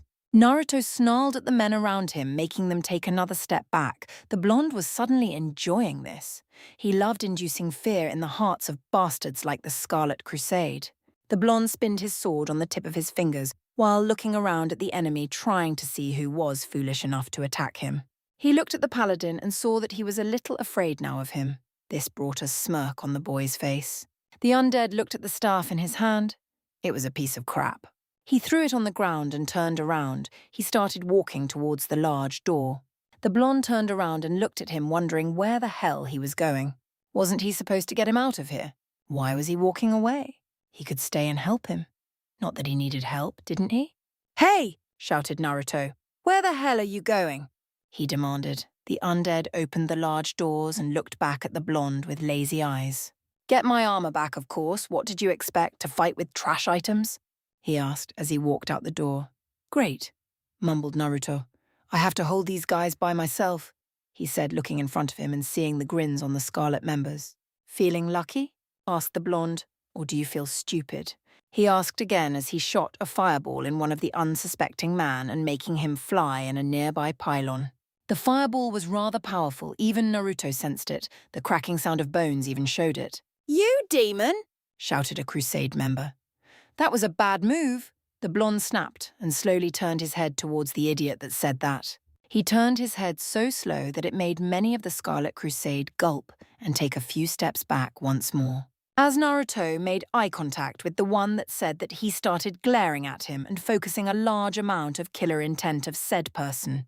The man started chocking on the air. The Crusade members looked at him in fear as he was chocking on the air. If the boy could kill them from such a distance, they would stand a chance against him. They would be doomed.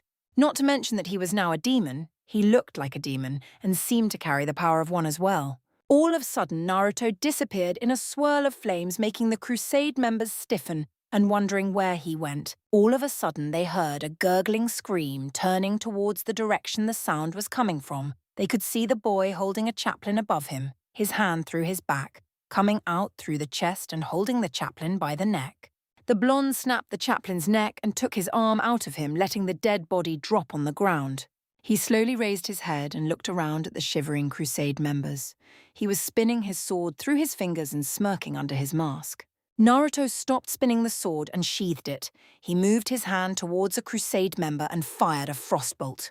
The man narrowed his eyes and jumped away. The good thing was that the attack missed him. The bad thing was that it hit his companion that was right behind him. Said companion had a hole in his chest. His face turned white and he dropped on the ground dead. There was no blood leaking out, maybe because it was frozen in place. The Crusade members looked at each other and then at the blonde. They all charged him at the same time. Naruto spun on his left leg and grabbed a Crusade member by the face. He spun again and threw his victim at another Crusade member. He then ducked and avoided a sword. He jumped on his hands and used both legs to kick a Crusade member away. Naruto dropped on his stomach and rolled away, avoiding a rather massive axe. He then used his hands to lift himself up and stand on his feet. He unsheathed his sword and blocked an incoming attack.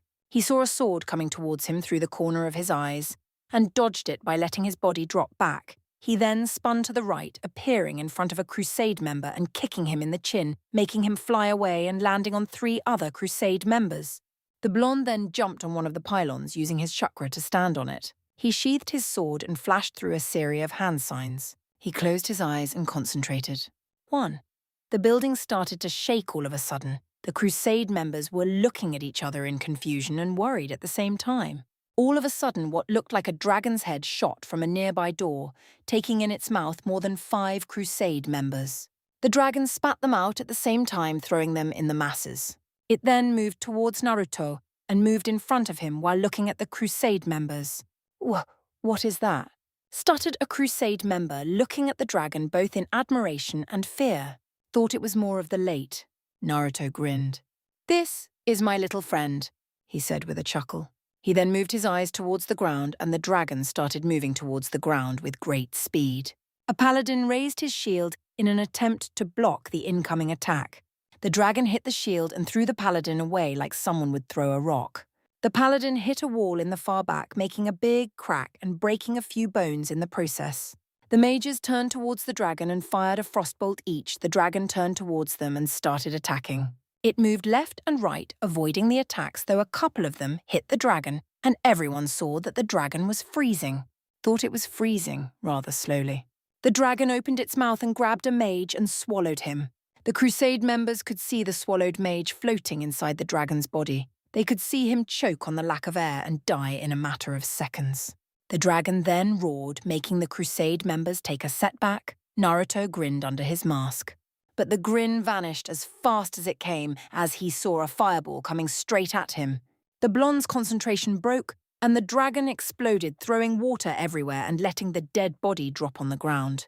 Naruto jumped away, avoiding the attack. He then disappeared in a puff of smoke. Everyone looked around, trying to figure out where the brat had disappeared. Suddenly, they heard something. They started looking around like a bunch of fools. Then the sound became clearer and they looked up at the ceiling. Their eyes widened as they saw the blonde standing on the ceiling, his right hand extended and a spiraling ball in his hand.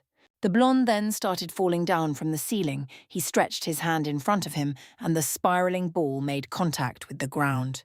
The result was immediate. The ground shook, then something like a wave moved in a circle around the boy, and finally, the area where the ball hit exploded, throwing Crusade members in every single direction along with pieces from the floor. Dust covered the entire chapel and the people inside started coughing. Footsteps were heard from outside, and an undead with a dark blue robe that had green lines coming down from the top and a strange staff in his hand appeared. The staff was double-edged. It had what looked like a big spike at each end and was surrounded by 4 more spikes, and it was giving a deadly black aura. It also seemed like it had a white crystal on each middle spike. The undead looked around, and it seemed like he whistled at the damage done. When the smoke cleared, he saw Naruto in the middle of a large hole, moving his right hand like he would be doing some exercise. The blonde turned towards the undead and looked at him. He nodded, recognizing him. The undead nodded back and looked around at the Crusade members. They were groaning and wincing in pain. Some were unharmed while others were harmed beyond recognition. The undead eyed a weakened Crusade member and grinned evilly. He moved his free hand towards the unlucky guy and opened his palm. A strange purple line shot from the undead's hand and connected with the man, making him glow purple. The man started yelling in pain and horror. Naruto watched, amazed and shocked, as the color in the man's face started draining. Then something rather scary started happening. The man's face seemed to be crumbling, like sand particles. In a matter of seconds, the man dropped on the ground and exploded in particles of dust, while a strange purple diamond or gem of some sort appeared in the undead's hand, who was grinning sadistically. He then moved his left hand, in which he was holding the staff, in front of him, and opened his palm while holding the staff with one finger. He looked at the crystal and threw up in the air above his head. He moved his right hand behind him and opening his palm. The crystal dropped and stopped right above his head. A strange pentagram of some sort appeared under his feet, and dark purple lines started moving from the undead's feet towards the crystal that was spinning above his head. Another pentagram appeared above his head, and the lines started moving faster and faster while the crystal started shattering. "Come forth, Tancrit! Come forth and serve your master!" He crackled evilly and sadistically. The pentagrams disappeared, and the crystal exploded. The lines disappeared, and a pair of dark red eyes appeared next to the undead. Then a body started forming. A pair of dark blue clawed hands appeared, then the arms, which had a big bracelet. On said bracelet were 3 green diamonds. The body of the creature was also dark blue, but said creature had no legs. Instead, there was a dark cloud underneath it. The creature was massive, as tall as the undead, and it was leaking demonic energy. What have you summoned me for? The creature demanded, cut the chit-chat. Sadrin crackled, go and kill and I want blood, a lot of blood, he said, and before the creature could move, he remembered about the blonde. Oh, and be sure not to harm the kid over there. He said, pointing to Naruto. Tancrit was puzzled why his master would tell him not to harm someone, especially a human. Usually he would just want every single human be killed, but as he was supposed to listen, he didn't ask and did what he was told to do. He started moving towards a ground of Scarlet Crusade members. Said members stiffened and readied themselves. The Voidwalker reached a group of 5 warriors. One of the warriors let out a battle cry and charged forward with his sword raised. He lowered the sword and it went right through the Voidwalker, not even damaging it. Tancrit moved his claw-like hand towards the Crusade member and swiped his chest, drawing blood out. It then grabbed his head, moved its free hand inside the man's mouth and forcibly opened it, but it didn't stop there. It continued moving his upper jaw till a snapping sound was heard, and the man's head was broken in half from the upper jaw section. Blood sprayed everywhere and they could all hear the sadistic laughter of the undead. Naruto watched in awe and disgust what happened. He felt like puking after he saw the man's head being ripped in half. Naruto shuddering, thinking how the feeling of having your head ripped in half was. He looked at the undead and saw a strange black aura around his right hand that was outstretched towards a paladin that was charging him. Before Naruto could even blink, a strange bolt made out of shadow shot from the undead's hand and hit the paladin, sending him flying backwards. The undead then grinned deviously and fire appeared in his hands. He moved his hand towards the downed paladin and said, "Person caught fire," literally. He was actually burning. Naruto was gaping at the sight. He didn't seem to hear the paladin scream in pain and agony as he was running around trying to extinguish himself. It didn't take long for the paladin to drop dead on the ground. The bad thing was that he dropped with his face towards the blonde. Naruto chocked on his spit, or was it dinner coming out? The man's face was red, extremely red, and parts of his skin were gone, showing of flesh.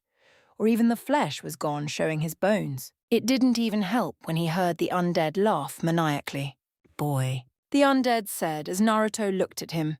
"Come here, let us enjoy this," he said with a devious smile. Naruto, not wanting to get fried, like the paladin, nodded and disappeared in a puff of smoke, only to reappear near the undead. Sadrin grinned at him and turned towards the masses of Scarlet Crusade members. "Watch," he commanded. A strange green aura appeared in his hands. It felt demonic and powerful. Naruto felt like it was draining his life, like it was sending him towards his death. Before he could ponder on it, the undead fired what looked like a green flaming skull towards a priest. The attack hit the priest that turned white as a sheet and the life from his eyes nearly disappeared. Then the priest started screaming in horror as he turned around and started running. Sadrin laughed at the scared priest. Sadrin suddenly pointed towards a warrior, but nothing happened. Naruto wondered why he pointed at the guy. It was also strange that said guy was fighting the Voidwalker. Then the undead turned towards a mage, and this time a green line came out of his palm and connected with the mage. Naruto saw the color in the mage's face disappearing and said mage was chocking and holding his neck. He then dropped on the ground lifeless. Before he could ask what happened, he heard someone scream in pain and agony. He looked around and saw the warrior Sadrin had pointed towards just a minute ago, holding his head and screaming. Multiple cracks in his skin started to appear and blood started oozing out. His eyes rolled back in his head and he dropped on the ground in a pool of blood. As the body hit the ground, a strange green portal opened and a massive demon came out. Naruto stiffened as he saw the demon. It had a pair of red demonic wings, 2 long horns on top of his head. His teeth were sharp and deadly, not to mention big. He had a 3-bladed shoulder pads on each shoulder, of course, pointy ears, 2 smaller horns coming out of his lower jaw. He had metal gauntlets in his hands with spikes, a metal belt with chains. Instead of feet, it had hooves. It had a long, thin tail, a strange green blade that seemed to be burning green. The demon was red and well-built, strong and powerful also, the demon and chains circulating him. This is new. The undead crackled, but this will be even funnier. He shouted, "Attack! Kill them! Give me blood!" He shouted at the demon. The demon glared at the undead. It seemed like he didn't like the fact that he was here. But it also seemed like the chains around him started glowing a deadly purple, and the demon suddenly turned Ra around and lifted his sword. Then he lowered it and cut 2 Crusade members in half in just one blow. The demon let out a terrifying roar, and the Crusade members around him took a few steps back. The demon turned around and lowered his sword on a warrior, cutting him in half, from the head down to his feet. Sadrin smirked. It seemed like he was enjoying the show.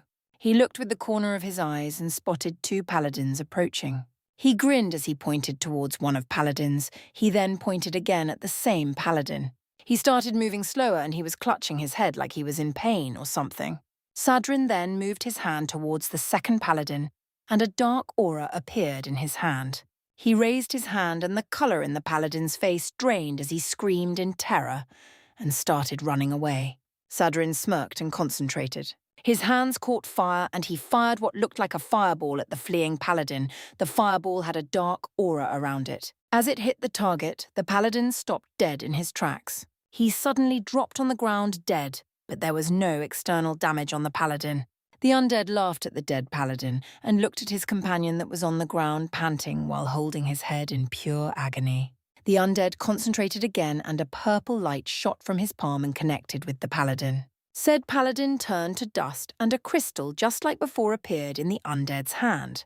"What is that?" asked Naruto, looking at the crystal soul shard. The undead replied with a grin. Naruto looked at the dust of the paladin and then at the shard. So that spell that the undead was doing was draining the soul of its target. But for what purpose? Surely it couldn't only be to summon demons. The blonde shook his head and looked back at the massive demon. It was taller than a normal human. Heck, it was taller than a night elf. It was as tall as 3 or 4 adults combined. The chains suddenly broke and the demon stopped attacking. It looked around and started laughing. "Now this is bad," said the undead as he stiffened for a second. "Meh, if he comes, he is as good as dead," he said with a shrug. "What were those chains?" asked Naruto.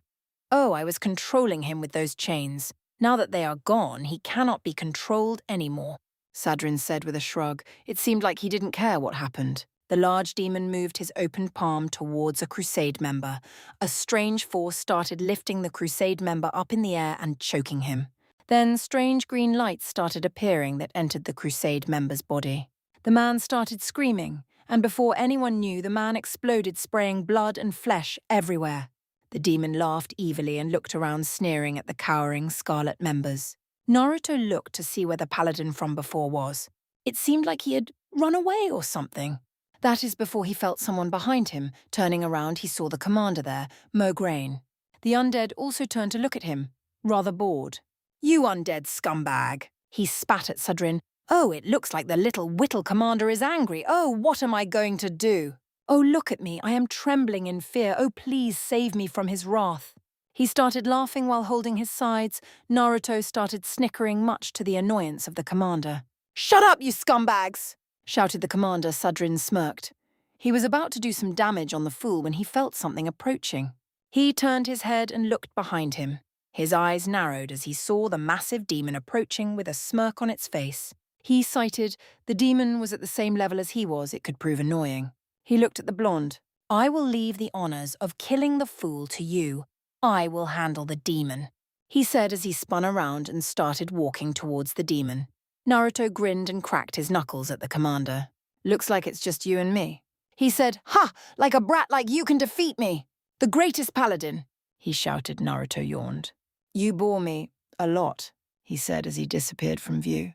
Mograine stiffened. He held his sword in his hands tight. He felt something behind him.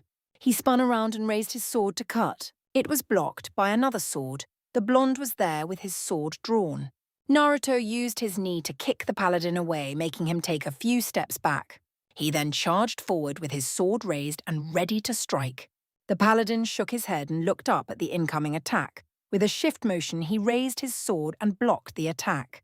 Naruto grit his teeth. He was starting to hate this guy. He suddenly jumped back and winced in pain. Another tail returned. He had already lost count on how many tails returned to him. He looked back up at the Scarlet Commander and held his sword tightly. "I will finish this fast," Naruto declared before he vanished again.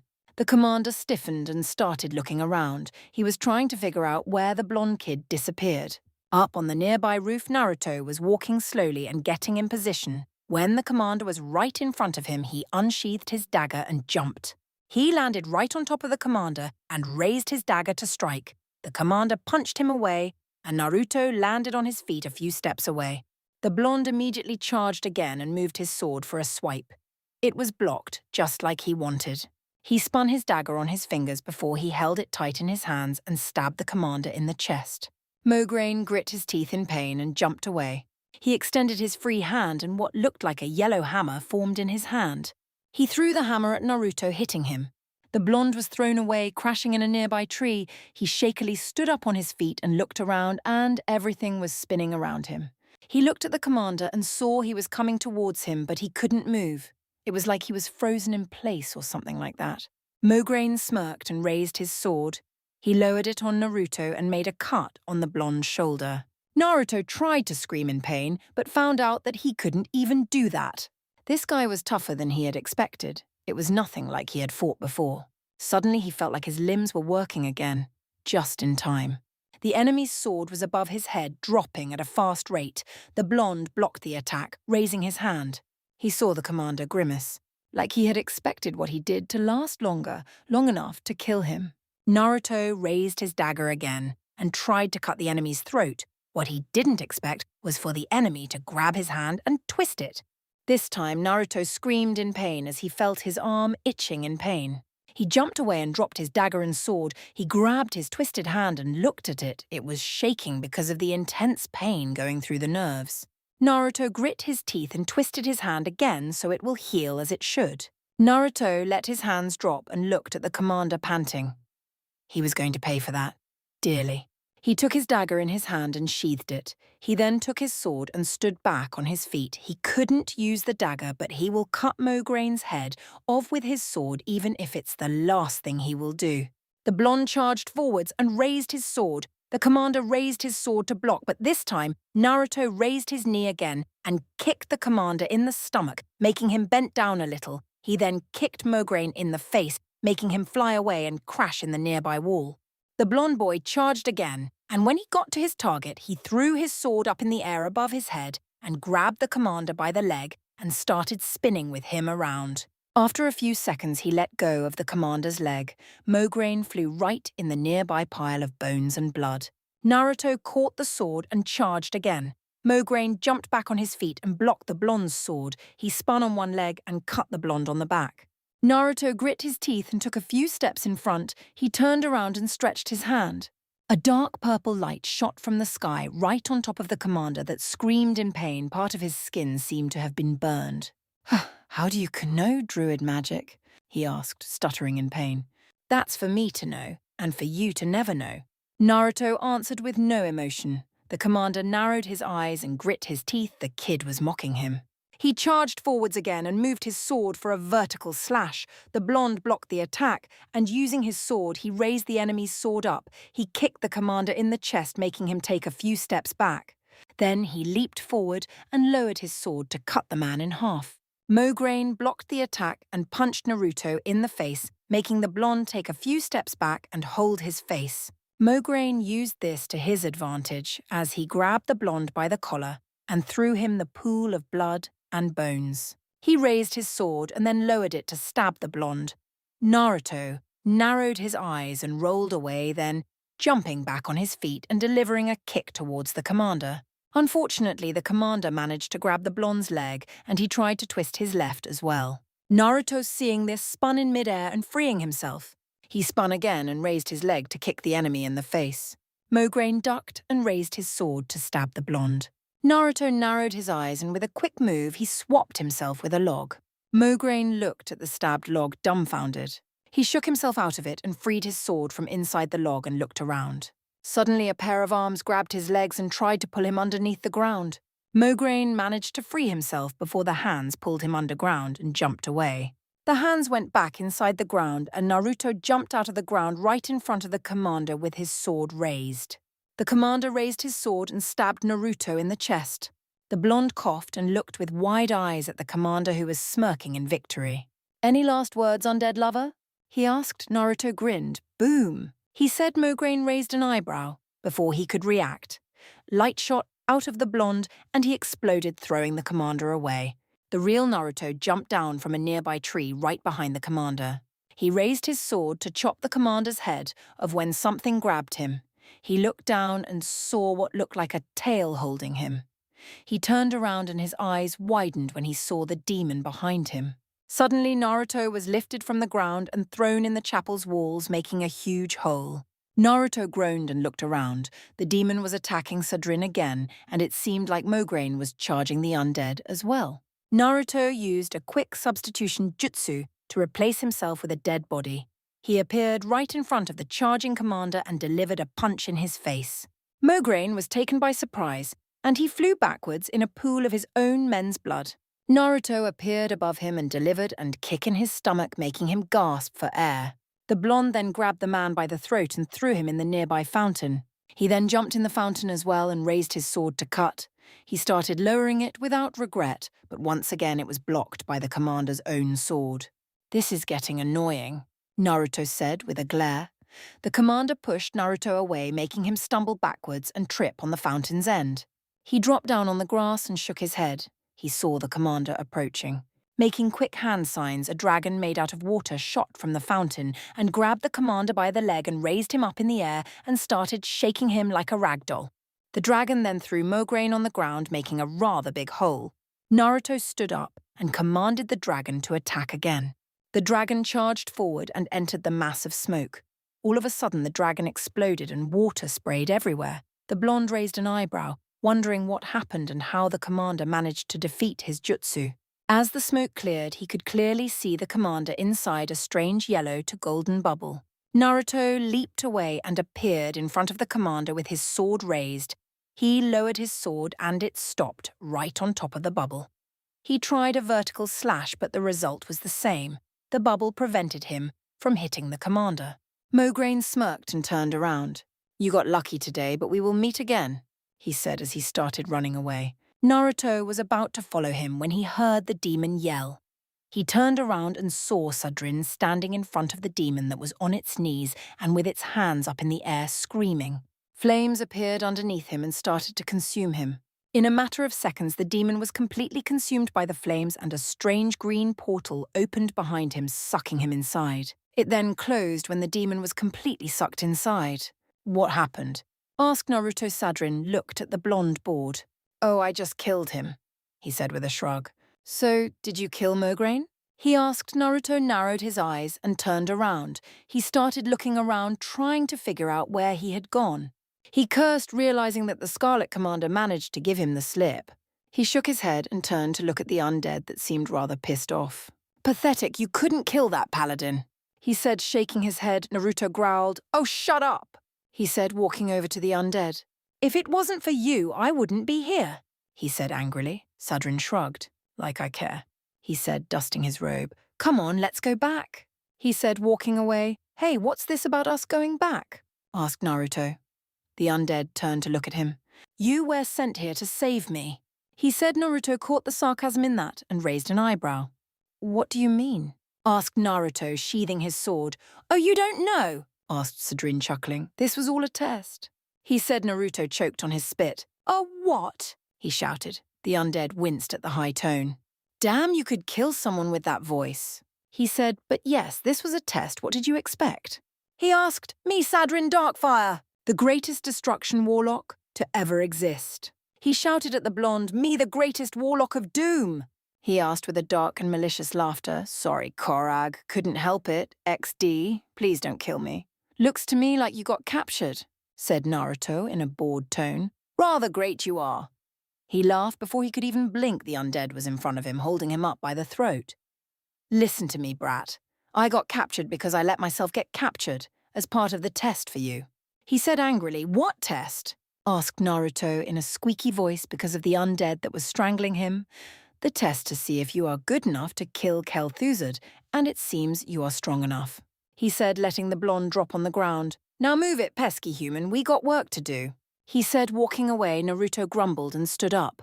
"It was all a test. I will get you for this," he thought angrily and glaring at the undead. The two started walking away and met light and heavy encounter on the way out, but with a flick of the hand from the undead, the enemies just started dropping like flies. Naruto's sweat dropped every time he saw their targets screaming, running and dying. This was like a walk in the park for the undead. He was really strong, and it was now clear to Naruto that indeed all of this was just a stupid test. It didn't take long and the two walked outside of the monastery, where they didn't meet anyone else. So calmly and slowly they started walking back to the capital of the undead.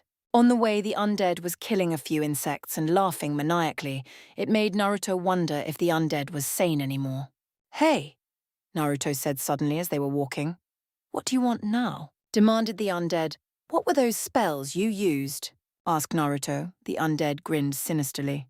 "One of them is called Shadow Bolt, and just as its name says, it hurls a bolt of shadow towards the enemy, injuring him and peeling his skin off," he said with a dark laughter. "And why are you laughing?" asked Naruto.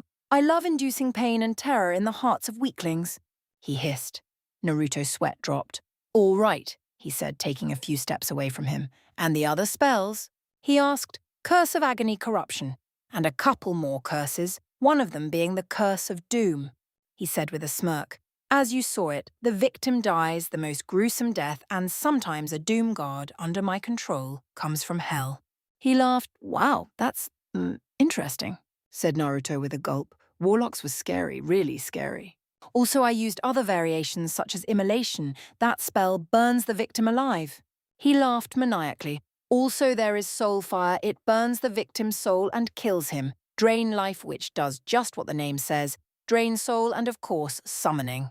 He concluded with a shrug. Naruto nodded. "Hey, how does the summoning work?" he asked. The undead looked at him curious. "Well, you open a portal with another dimension and call forth a demon."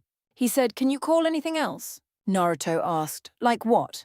Asked the undead, not understanding. "Well, let's say something like frogs." The blonde replied. The undead started laughing at him. "That is the most idiotic thing I have ever heard. Frogs are good for nothing, just eating." He laughed and Naruto grit his teeth. "Never mind," he said, looking away and making the undead curious why he asked that.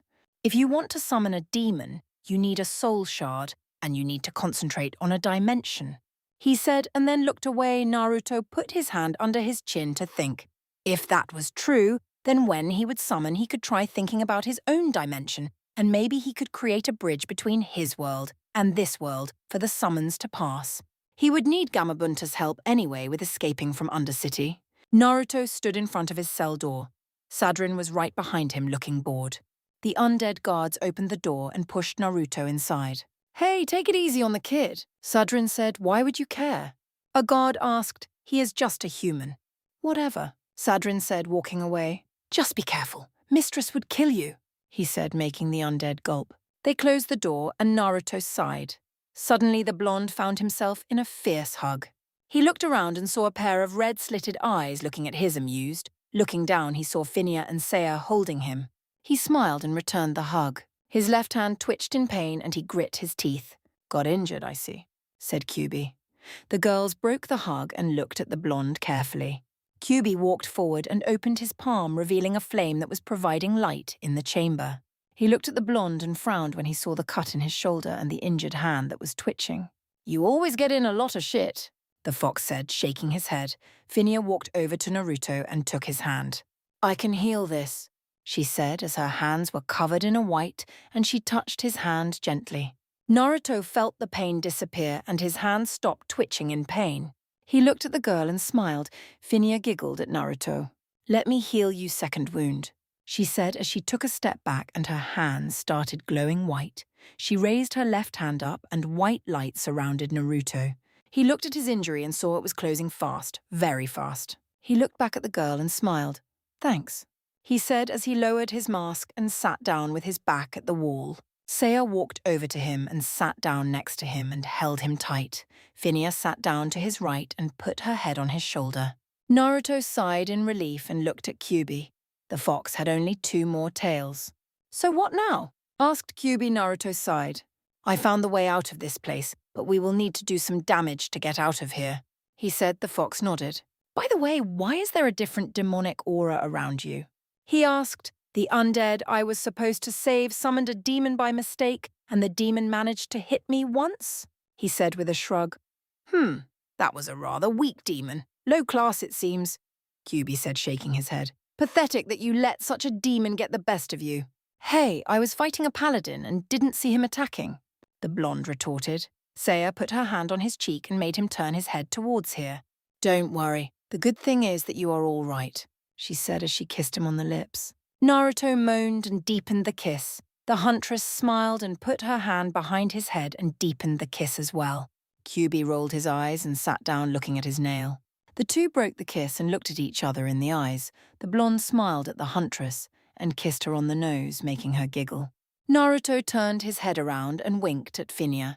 He moved closer to her and placed his lips or hers. The girl moaned and put her hands on the blonde's chest. Naruto deepened the kiss and the girl did the same, enjoy every single second of it. When the two broke the kiss, Naruto looked at her in the eyes and smiled. He kissed her on the nose just like he did with Saya and moved back. Phinia put her head back on his shoulder, closed her eyes, smiling. Saya put her head on his chest and snuggled. Naruto chuckled and held them close to him. All right, lover boy, said Kyubi. What are your plans? He asked. First, I need to find the right moment to break the door. Then I need to fight my way out of here and then summon Gamabunta and run away. He replied, but I need to make sure no harm comes to Saya and Phinia. Kyubi nodded. The perfect moment would be right when the sun shines more brightly in the middle of the day. He said. Naruto nodded. Yeah, that means we have an hour to start this. He looked at the girls. Could you let me get up?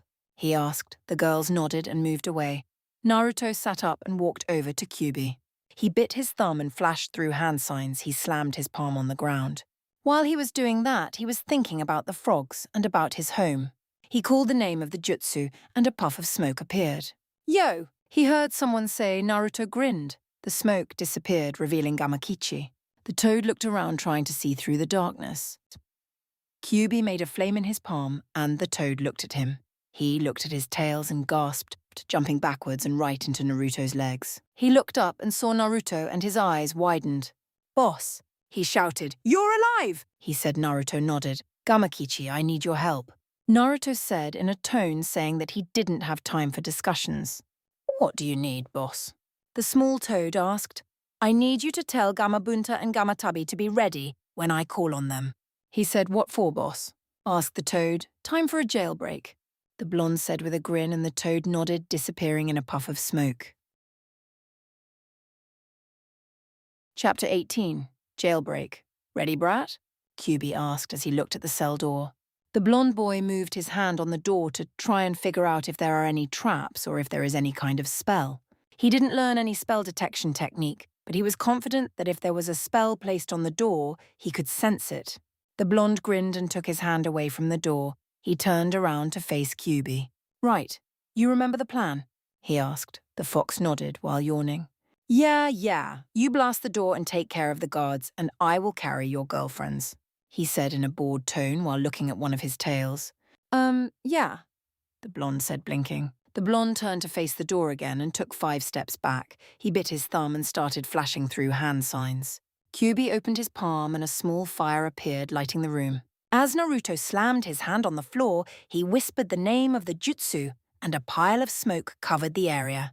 He took 2 steps back and waited for the smoke to clear, and as it did, he smiled under his mask. Phinia and Saya, who were standing next to Kyubi, studied the summoned toad with interest. The toad was taller than Naruto by a head. It had armor on its wrists and body and shoulder pads. The toad looked at Naruto and Kyubi and nodded. The blonde grinned at the toad. Hey, Gamatabi. The blonde saluted.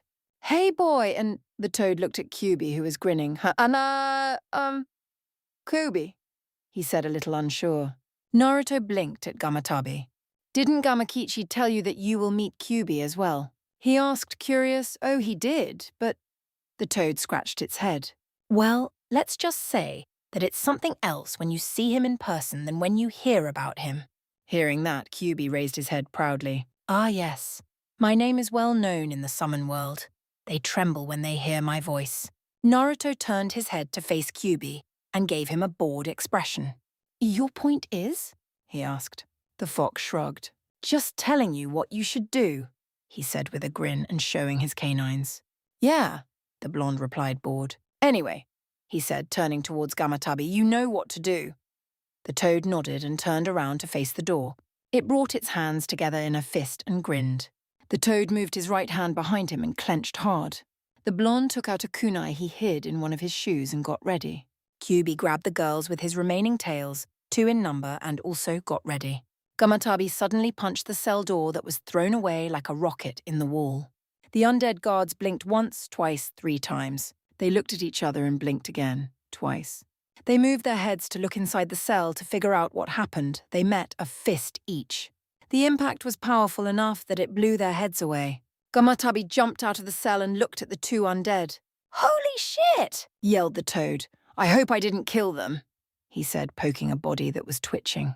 Naruto walked outside and blinked. Are they dead?" he asked, uncertain. Kyubi walked out of the cell as well with the 2 girls and looked at the bodies. "Yep, as dead as they can be." "Crap! I killed 2 people, I only wanted to knock them out cold," said Gamatabi, jumping away from the body. "Weren't they dead already?" asked Naruto, looking at Kyubi. Let's just forget this," he said with a shrug. "How can something dead die again?" He asked himself, not knowing Naruto was asking himself the same thing. What's going on? What was that crash? Naruto turned around and saw 3 more guards appearing. They looked at the small group and them at the bodies and gripped the hilts of their swords tighter.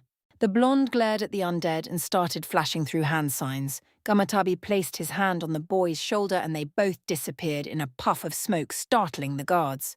The 2 reappeared behind the guards and Naruto jumped up in the air and raised his kunai. He dropped on one guard and stabbed him in the head with the kunai. The toad grabbed the other 2 and threw them in the wall, hard. The blonde stood up and looked left and right. He turned towards Kyubi and motioned him to follow.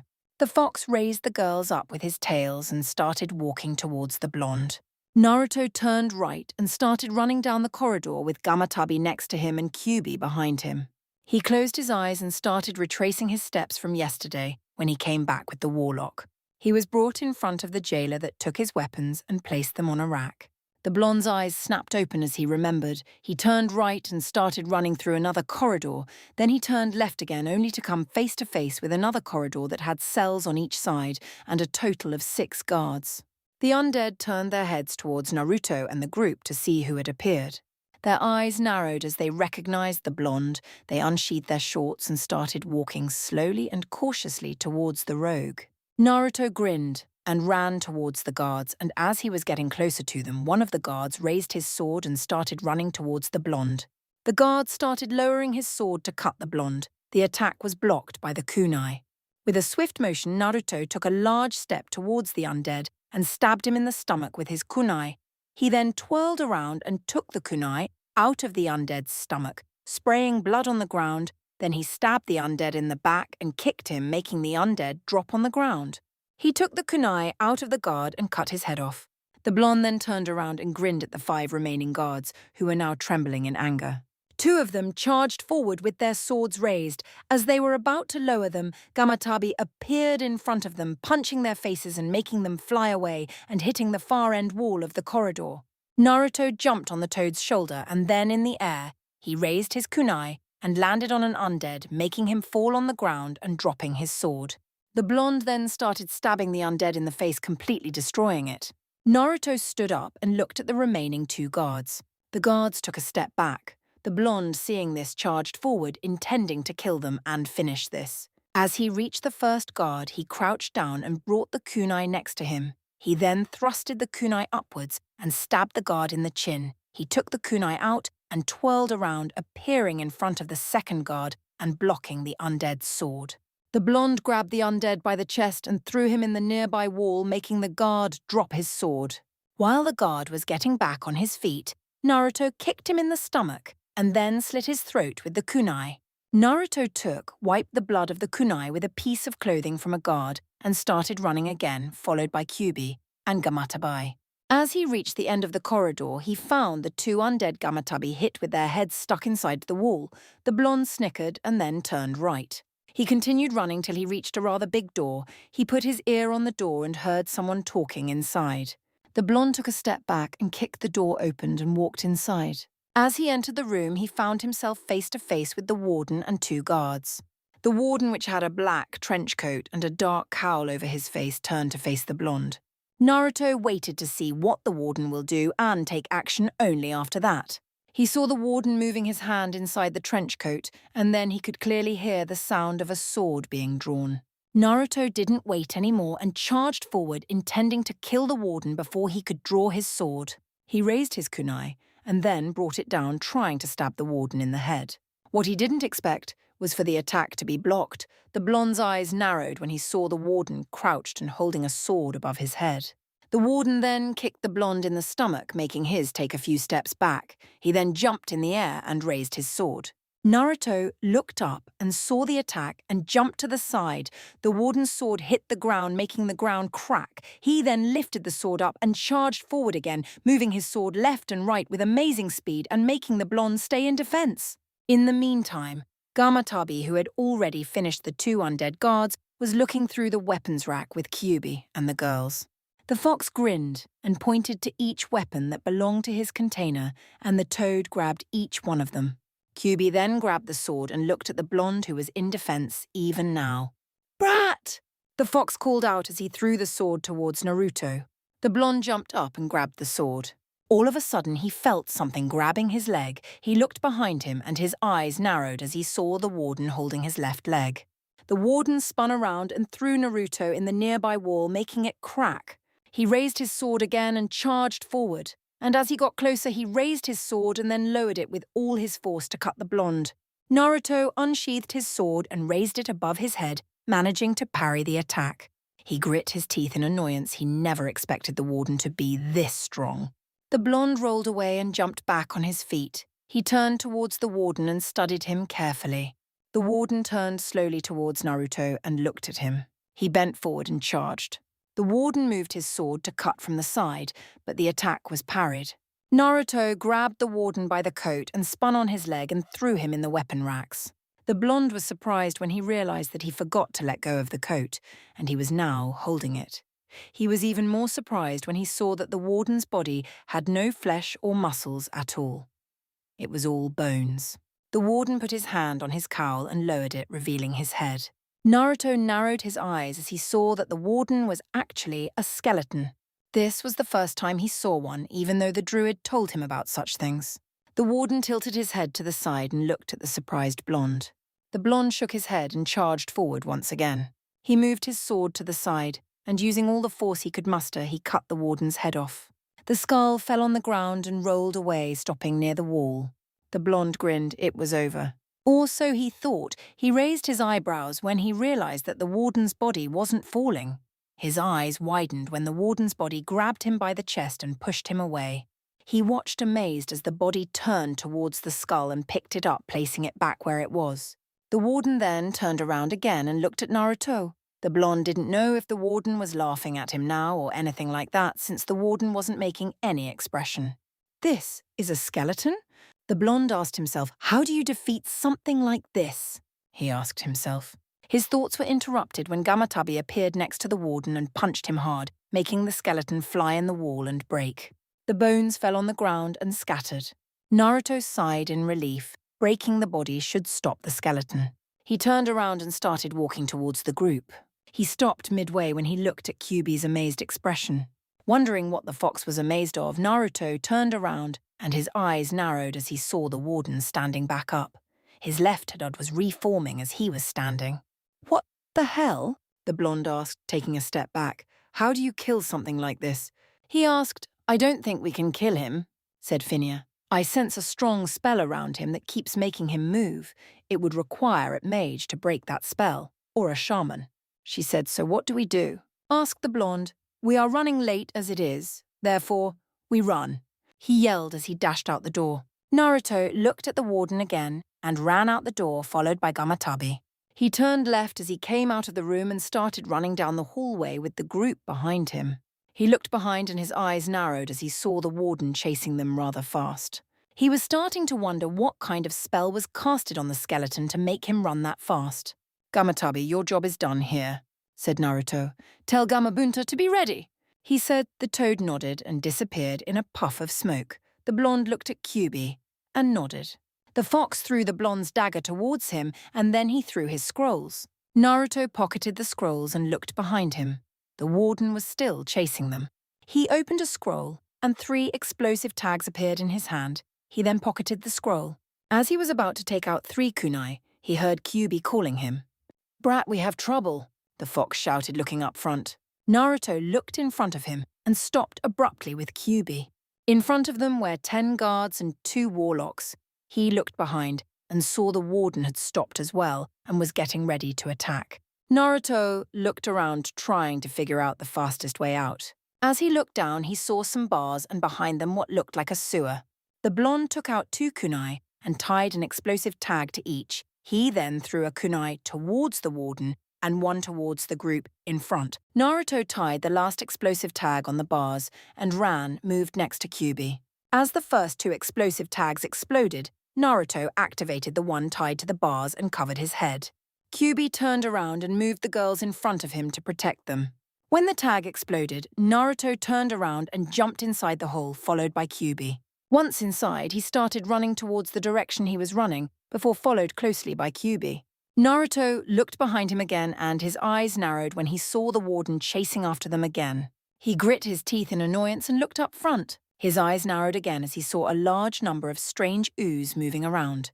"What the hell are those?" he asked. "Don't let them touch you," shouted Seiya. "Those are oozes and they're poisonous," she said. Naruto nodded and ran straight through the strange things. As he was running, he saw that the creatures were alerted by his presence and started moving towards him rather fast. He looked at Kyuubi and saw that the oozes were ignoring him. They were all moving towards him. He looked up front and started adding chakra to his feet to run faster. He looked behind and saw Kyuubi was doing the same thing and that they were loosing the warden and the strange oozes. The blonde grinned and turned to look in front of him. He stopped abruptly and narrowed his eyes when he realized that he reached a strange junction for the sewer. There were 3 tunnels, 3 directions in which he could go, but he didn't know which way to take. If he was running through the corridors and the streets of Undercity, he would have realized which way to go, but this was beyond what he knew. The blonde looked left and right, trying to figure out what to do. He could hear the warden approaching. He closed his eyes and took a deep breath. His eyes then snapped open and he started running through the left tunnel. After running for a good 10 minutes, Naruto thought that he was going nowhere. He narrowed his eyes when he saw that the tunnel was coming to an end. The tunnel was open, but he couldn't see if there was something at the end of the tunnel. The blonde tried to stop only to realize that he can't. He slipped and fell on the ground and started rolling down.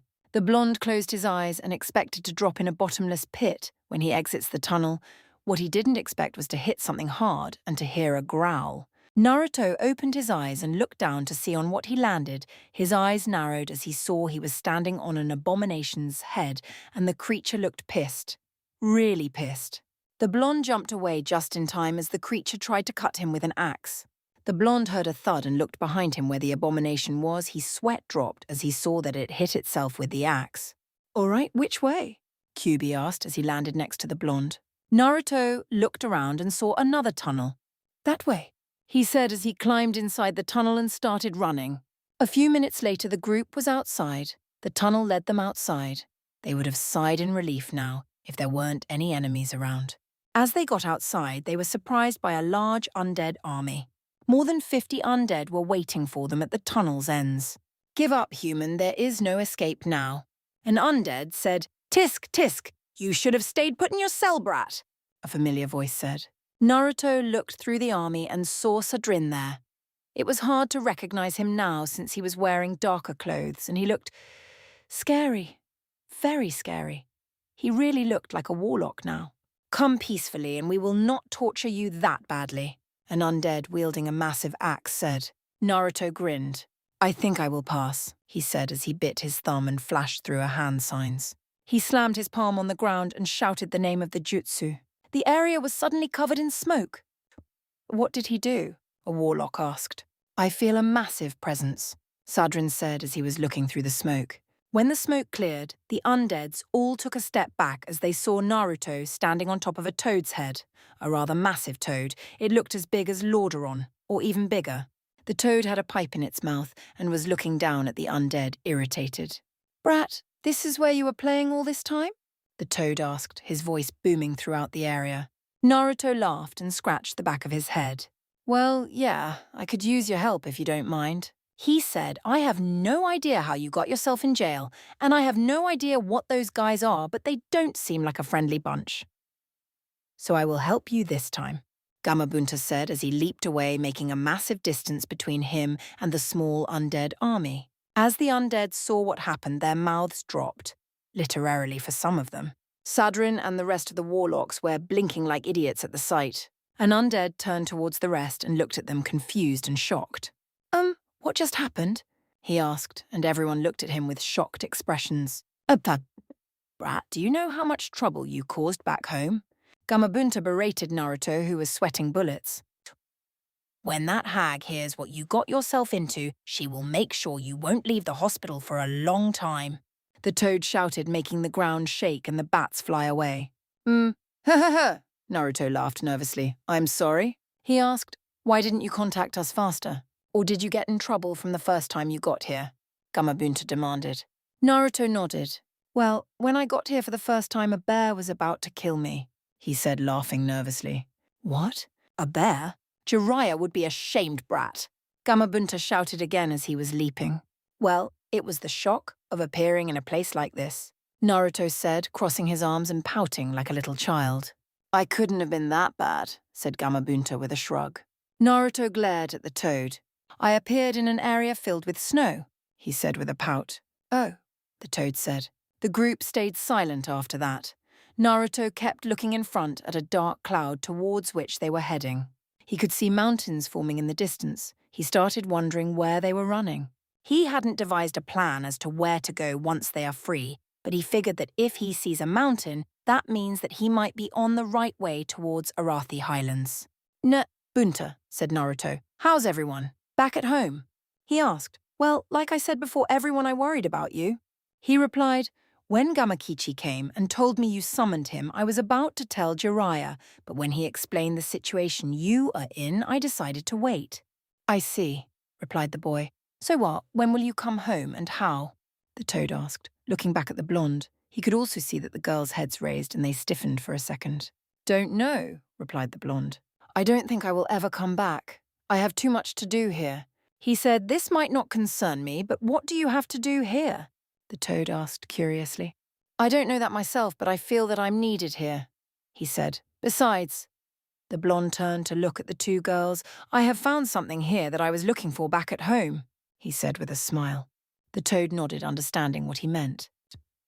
Gamabunta looked in front of him and started jumping over the edges of a mountain to reach the other side. As he reached the other side, he stopped and looked around. What fucked up place is this? He asked, looking around. The blonde raised his eyebrows and looked down. The trees all had a deadly green colour, like poison. The grass was a green towards black. There were dead bodies on the ground, or at least the remains of the bodies. Looking around, he could see several small villages that had houses in flames. He even thought that he could see something walking within the villages, but it didn't look human at all. Naruto turned towards the girls for answers. He didn't know this part of the world. He had never been here, and he had never heard or read about this, or so he thought. As he was looking at the girls, he saw them trembling as they were looking over the forest and villages. Kyubi was twitching, and the grin present of his face could only mean that he had smelled opponents that he desired to fight, or at least that was what Naruto thought. What is this place? Naruto asked. Finya looked up at the blonde, shocked. You mean you don't know? She asked. The blonde shook his head. I came to this world not long ago, he replied. But you said that Zagak gave you books to read, she told the blonde. Naruto tapped his chin, trying to remember if this area reminded him of anything in particular. He looked back at Finya and shook his head, letting her know that he doesn't remember, and he doesn't know what this area is. This is, she said, trembling, the Western Plaguelands. Naruto narrowed his eyes. The Plaguelands? He asked, looking back down. This isn't good. Oi, what is this Plaguelands? Gamabunta asked. Simply put, it's a place where the dead have risen from their graves and killed the inhabitants. Then the fauna got infected by a disease and turned into this, replied Kyubi with a shrug. What the? Dead rising from their graves? Asked the toad incredulously. That's what I said, Toad, replied the fox with a grin on his face. Should I turn back, brat? The toad asked. No, we need to keep moving forward, he replied. But we don't stand a chance here. We are too weak to fight the guys here, said Saya, bringing her knees to her chest and hugging them. I know, but we will try to sneak around everyone and go back to Arathi Highlands, replied Naruto, looking around. It should be to our right. If we keep going in that direction, we should reach Arathi, he said with confidence. Are you sure? Asked Finya, looking up at him. Positive, Naruto said with a smile.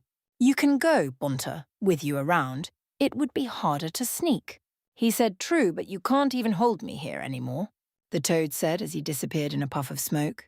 Naruto landed on the ground and looked around. He heard Kyuubi land behind him and turned around. The fox demon was holding the two girls with his tails. The blonde turned around to see if there was anything or anyone here. He sighed in relief and turned to face Kyuubi once again. As Naruto opened his mouth to talk, he saw the girls and Kyuubi tense. The blonde spun around, only to come face to face with a giant spider. The blonde gulped and took a step back. The spider made a strange sound and jumped towards the blonde.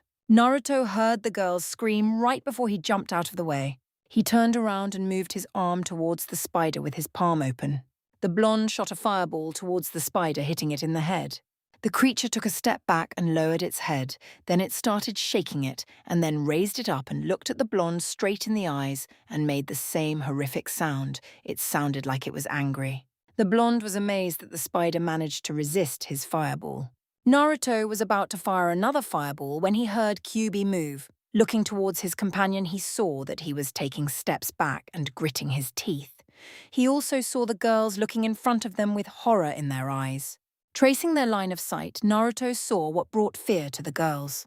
Behind the trees and bushes, a large number of red eyes were looking at them and spiders were descending from the trees, a rather large number of spiders. Naruto clenched his fists as he knew that he couldn't defeat them all.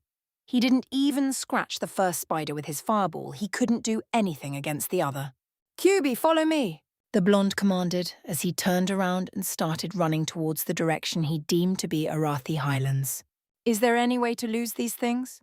Asked Kyuubi. If there is a river, we could cross it. They can't follow us, replied Finya, looking back at the large number of spiders chasing them. Naruto looked in front of him. The forest was coming to an end. He looked behind him and came face to face with a spider. He paled instantly and turned around, running faster. As he ran past Kyuubi, the fox looked behind and whistled. If he could, he would have fought all those spiders. He sighed. He couldn't fight them now due to the fact that he didn't have all his tails, and he was carrying the two girls. As the blonde was running, he suddenly slipped and fell on his back. He was still moving on the slippery grass, and before he knew it, he fell in a river. Swimming back up to the surface, he looked around, trying to figure out where Kyuubi is. Looking back at the shore, he saw the fox grinning at him. He raised an eyebrow, wondering why Kyuubi was grinning. Before he realized it, the fox threw both girls in the river right on top of Naruto and then dispelled himself, returning to his cage. The blonde swam back up to the surface of the river. He could hear Kyuubi laughing inside his cage. Damn, fox! Why didn't you just jump in the river? Questioned Naruto. I hate water, you should know that, brat, Kyuubi replied. Naruto sighed and looked back towards the shore. He could see the spiders there eyeing him and the girls making strange sounds towards them. The blonde raised his hand and shot a fireball towards a spider, making it take a few steps back. It then turned around and started walking away, followed by the rest of the spiders. Seeing as they were leaving, Naruto turned his attention towards Finya and Saya. He grinned at them under his mask. So what's next? He asked. Well, we should swim to the opposite shore and find our way out of Plaguelands, replied Saya, and Finya nodded in agreement. Naruto turned around and started swimming towards the opposite shore. The girls followed his example. Once they reached the shore, the first one out of the water was Naruto. He then helped the girls out, and once that was done, he dropped on the grass to catch his breath. All right, he said. Now we need to, He blinked as he looked at the girls. Their dresses were wet, of course, but because of that they were exposed. Finya and Saya looked at Naruto in confusion. The blonde was looking at them and blinking like an idiot. Confused, the girls looked at each other and then at their clothes and blushed hard. Instinctively, they brought their hands at their chest and kicked Naruto in the face, screaming, "Pervert!" Of course, a certain fox was enjoying the situation and laughing his ass off in his cage.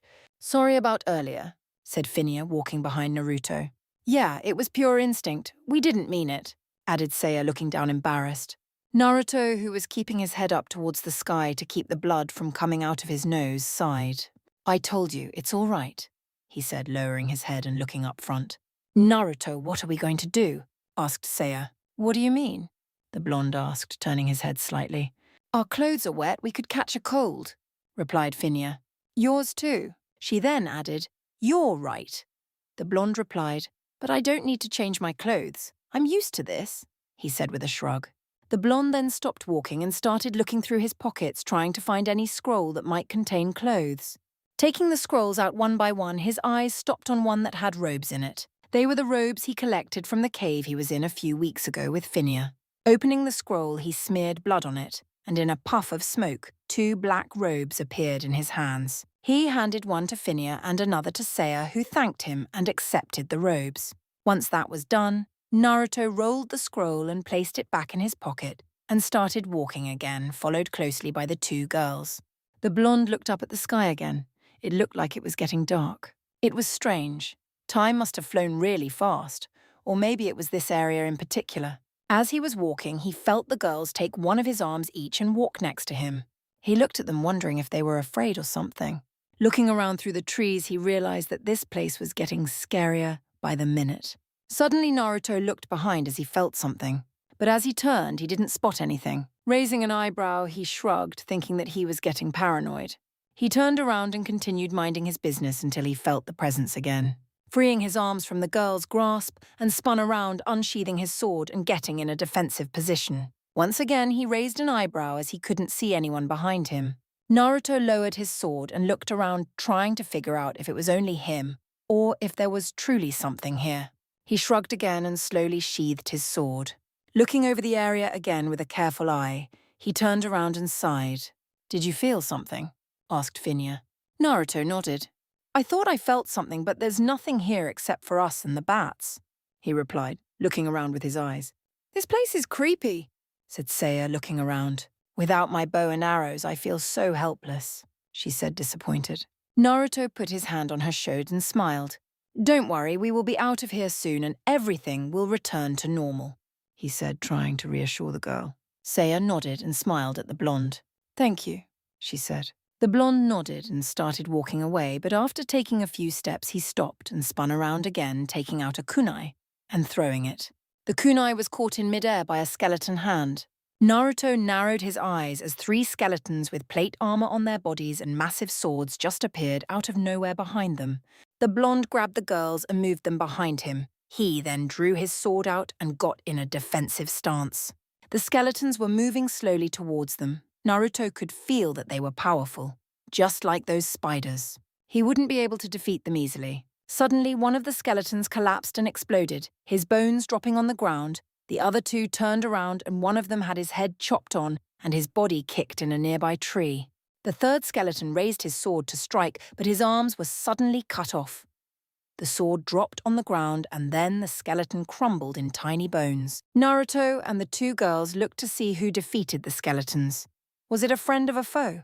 In the pile of bones stood a night elf to the group's relief, and, to Naruto's surprise, a female rogue from what it seemed.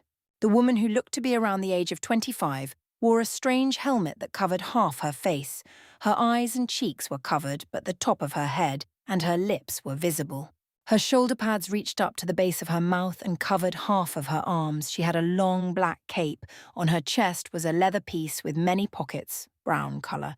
She wore black leather gloves with a skull on them, a pair of dark green pants with numerous pockets once again, a dark green belt and brown shoes. Tied to her waist were 2 large blades that were glowing a mixture of green and purple. She had long green hair and she was studying the group, making Naruto stiffen. The woman then started walking slowly towards them. The blonde could feel the power radiating off her. If she was going to attack, he would stand a chance without calling out Kyuubi's power. Chapter 19. The dead are after him. Naruto's heart was beating faster and faster with every step the rogue took. He was tense and ready to act. He was ready to call for Kyuubi's power and push back the rogue in case she attacked. As the rogue got closer, she stopped just a few inches away from the blonde and looked at him straight in the eyes. Do tell me, she said in a low voice. Are you the rumoured Byakko? She asked. The blonde held his breath. She knew of the name. She could have been sent from Stormwind to find him and return Finia. But there was something strange. She didn't have the Alliance tabard. In fact, she had no tabard on her. The blonde looked at the woman in the eyes. "And what if I am?" he asked. His voice held wariness. The woman put her hand under her chin. She started thinking. "I would ask if you really kidnapped the princess," she said, looking at Finia. The girl in question looked at her strangely. "Why would you ask that?" she asked in return. "Obviously the boy is protecting you, so there is something fishy about the rumour," she replied with a shrug as she let her hand down. "What rumour?" Saya asked curiously. "It is said that a demon wearing a boy's skin," the blonde growled as he heard that, had kidnapped the princess with the intent to devour her or something like that. The rogue concluded as she looked back at the blonde who was growling. Finia placed her hand on the blonde's shoulder. "Don't listen to what they say. You aren't a demon," she told the blonde as she smiled at him. Naruto breathed to calm down and closed his eyes. He then opened them and looked at the rogue in front of him. "Yes, I am Byakko," he replied. The woman nodded. "Figured as much. My question still stands, though. What was your purpose on kidnapping the princes?" she asked, stretching the word kidnapping to make her point. "It's clear to me that you aren't hurting her, and from what she said, you aren't a demon." "I saved her," the blonde replied. "Oh?" the rogue asked, raising an eyebrow. "And from what, may I ask?" "My father was going to send me to the Scarlet Monastery," replied Finia, lowering her head and making the rogue look at her. "So I asked him to take me away with him," she said again, holding on to the blonde. The rogue closed her eyes and sighed. "Well, that scratches one bounty of my list," she said as she opened her eyes. "Bounty?" Saya asked as Naruto narrowed his eyes. The woman nodded. "I was going around Azeroth to look for the so-called demon and slay it and return the princess for the bounty," she told the group, and they all tensed and Naruto was reaching for his weapons. "But apparently the princess had a reason and she left, with her lover," she finished with a laugh. Naruto started gaping at her. "Whoa." He stuttered. How in God's name did she know that he was Finia's lover?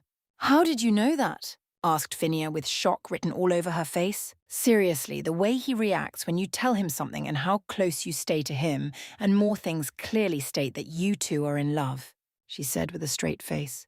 Finia blushed as she looked at the ground. "Well, yeah," she said, fidgeting. "Wait," the blonde said, shaking his head and making everyone look at him. "You," he said, looking at the rogue. "Are you a friend or a foe?" he asked with a glare. The woman looked at him and sheathed her weapons. She then hit the blonde on the head. "Friend," she said, looking at the blonde with bored eyes. "What was that for?" the blonde demanded as he nursed his head. "As a rogue, you should have been able to dodge the fist or catch it," she said. "You did none of those. What kind of fucked up rogue are you?" she asked. "One that didn't get any fucking training, all right?" the blonde retorted angrily. The woman looked at him with wide eyes. "You didn't get any training?" she asked, shocked. "Are you insane? Going out in the world without training?" she shouted at him. "How do you expect to protect the princess if you have 0 to no training at all?" she demanded. Naruto growled at her. "I did a pretty fine job so far," he said. The rogue raised her finger and moved it left and right. "Not so far. Till now is more likely," she said, deadpanning. "I mean, you are a complete idiot coming here when you are this weak," she told the blonde. "Hey!" the blonde shouted angrily at the woman. Said woman sighed. "Follow me. If we stay here any longer, we will have to face more dead," she said as she turned around and started walking away. "How can we trust you?" the blonde asked. He had to be wary. The woman turned her head to look at the blonde with cold eyes and releasing a large amount of killer intent towards him. "I didn't kill you," she said as she turned around and started walking. Naruto shivered at her cold gaze and deadly voice. He sheathed his weapons and took the girl's hands in his and started following the strange rogue.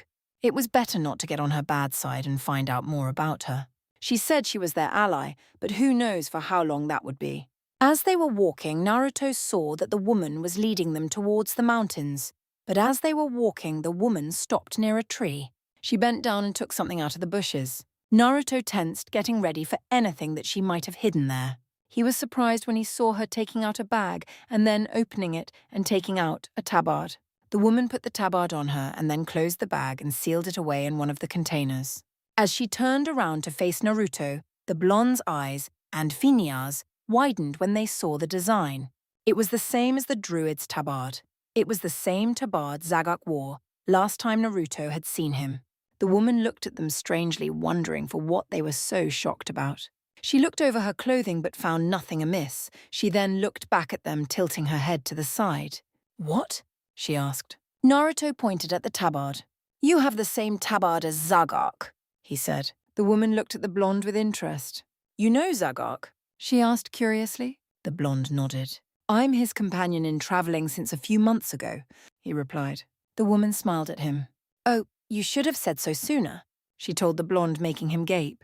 "Excuse me," Saya said. "Could you tell us your name?"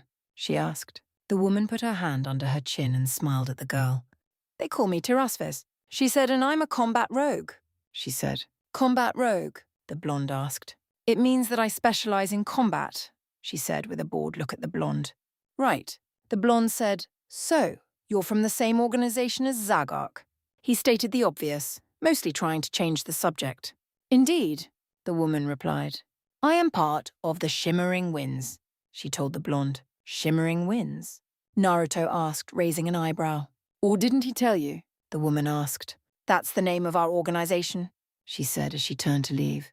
"Hey, where are you going now?" the blonde asked. The woman made a sign towards the group to follow her and continued walking. The blonde groaned and took the girl's hands again and followed the woman. As they were walking, the blonde looked up at the sky. It was rather frightening. It wasn't the normal night sky that he was seeing, no, it was different. For some strange reason, the sky had a dark to red color. He could also see green lines. Naruto wondered why the night sky looked so strange. Was it because of the so-called plague that even the sky changed colors? Or was it because of something else? He didn't know for sure. He didn't know how to explain this. He tried to ask the damn fox for an explanation, or for his opinion. But it seemed like Kyuubi had fallen asleep due to the fact that he wasn't responding when the blonde was calling for him in his mind. The young rogue sighed as they continued walking. It was strange. There were no enemies around now. Zagok once explained to him that when you can't see the enemy, or when they are nowhere to be seen, it could either mean that they are hiding and waiting for the right moment to strike, or that the enemy isn't present in that particular area. Naruto wondered which one of this it was. Surely the undead would walk the entire plague lands and spread death and plague over it. As they were walking, Naruto could hear people not far away talking and laughing. He looked around and saw that they were walking towards a light, or better yet, a multitude of lights. He wondered where the woman was taking them. He could clearly hear someone sharpening weapons, multitude of voices. He tensed for a second. Anything could lie in waiting once they reached their destination. Maybe it was a trap. Maybe it wasn't. As they continued walking, the group entered a clearing, and now Naruto could see who was talking. In the clearing, there were about 30 men and women of the Alliance. It was a small camp. He looked at them. There was a wide variety of classes such as warriors, hunters, druids, mages, priests, and even shamans. One thing that caught the blonde's eyes was the tabard. It was the same as Zagok's and Tirasves. "Oi!" a dwarf called as he looked at the night elf woman. "Ho ah hey?" he asked. "Just a brat, a hunter, and the princess," the woman replied as she sat down near a campfire. The entire camp stood silent as they heard that. They turned their heads towards the princess and looked at her. They then looked at the blonde and at the hunter. They looked at each other and then back at the blonde. One of them stood up and walked towards Naruto. He was a human mage, around the age of 40. He looked at the blonde and then nodded. "Fits the description," he said as he turned towards Tirasves. "I hope you didn't injure them. You weren't here when we received the letter." The woman looked up at the mage. "Letter?" she asked. The man nodded. Leader said that Zagok's companion that goes by the name of Byakko kidnapped the princess and he was now protecting her. "Figured that much," the woman replied with a wave of the hand. "Yes, but what you don't know is that we need to look after them now that they are here," the man replied. "Look after us?" Phinia asked, not understanding. The mage turned to look at her and smiled. "Yes, our leader clearly said that if by some strange twist of events you end up here, we are to look after you. Guard you, in other words," he replied with a smile. Tirasves groaned. "I am to look after a brat?" she asked, somewhat annoyed. "Yes, you are," the mage replied. "We will talk about this in the morning. I'm sure you three are tired," the man said as he looked at Naruto and the two girls. Saya and Phinia nodded as the man motioned to them to follow him. The blonde looked around the camp and saw everyone smiling and nodding at Phinia. He walked next to the rogue and sat down next to her. The woman looked at him and narrowed her eyes. Seeing this, the blonde moved a little away from her. For some strange reason, she seemed pissed, or so he thought. Naruto looked around the camp. He saw Phinia and Saya enter a tent, and then, a few seconds later, the mage came out and walked back to his post from what it seemed. He looked around at the members of the organization. They all turned back to what they were doing before, chatting, drinking, laughing, and working. He looked back at the rogue next to him. Feeling a pair of eyes on her, the rogue turned to look at the blonde, wondering what he wanted now. She raised an eyebrow and turned to look back at the campfire. She wasn't interested in what he was going to say or ask. She just wanted to stay in perfect silence and enjoy the night while it lasted. But a certain kid wouldn't let her. What? She asked with a groan. Why are you all here? He asked. I mean, what are you guys doing in Plague Lands? He asked, looking around at the members of the organization. Leader told us to be here and help the Argent of Dawn in their fight against the Scourge, she replied with a shrug as she took a stick with some meat on it and started cooking it over the fire. So, you guys are helping the Argent of Dawn, the blonde said as the woman nodded. He then looked down at the ground. He didn't know what to ask or what to talk about. Hey, the blonde said as he turned to look at Terasvez again. You said you are a combat rogue. That is what I said, she replied to the blonde. Why do you ask? She asked in return. Well, the blonde said, I was wondering if you could train me, he replied rather bluntly. The woman turned her head slowly towards Naruto. Why would I do that? She asked, taking a bite from the meat. Because I'm a rogue, but I don't know how to fight like a rogue, he replied with a stoic face. I tried to find a trainer, but I had no luck, he told her. The woman sighed. What comes out for me if I train you? She asked. The blonde tapped his chin thinking. He then turned to look at the rogue. Information and gold, he said. The rogue looked at him. I see, she replied.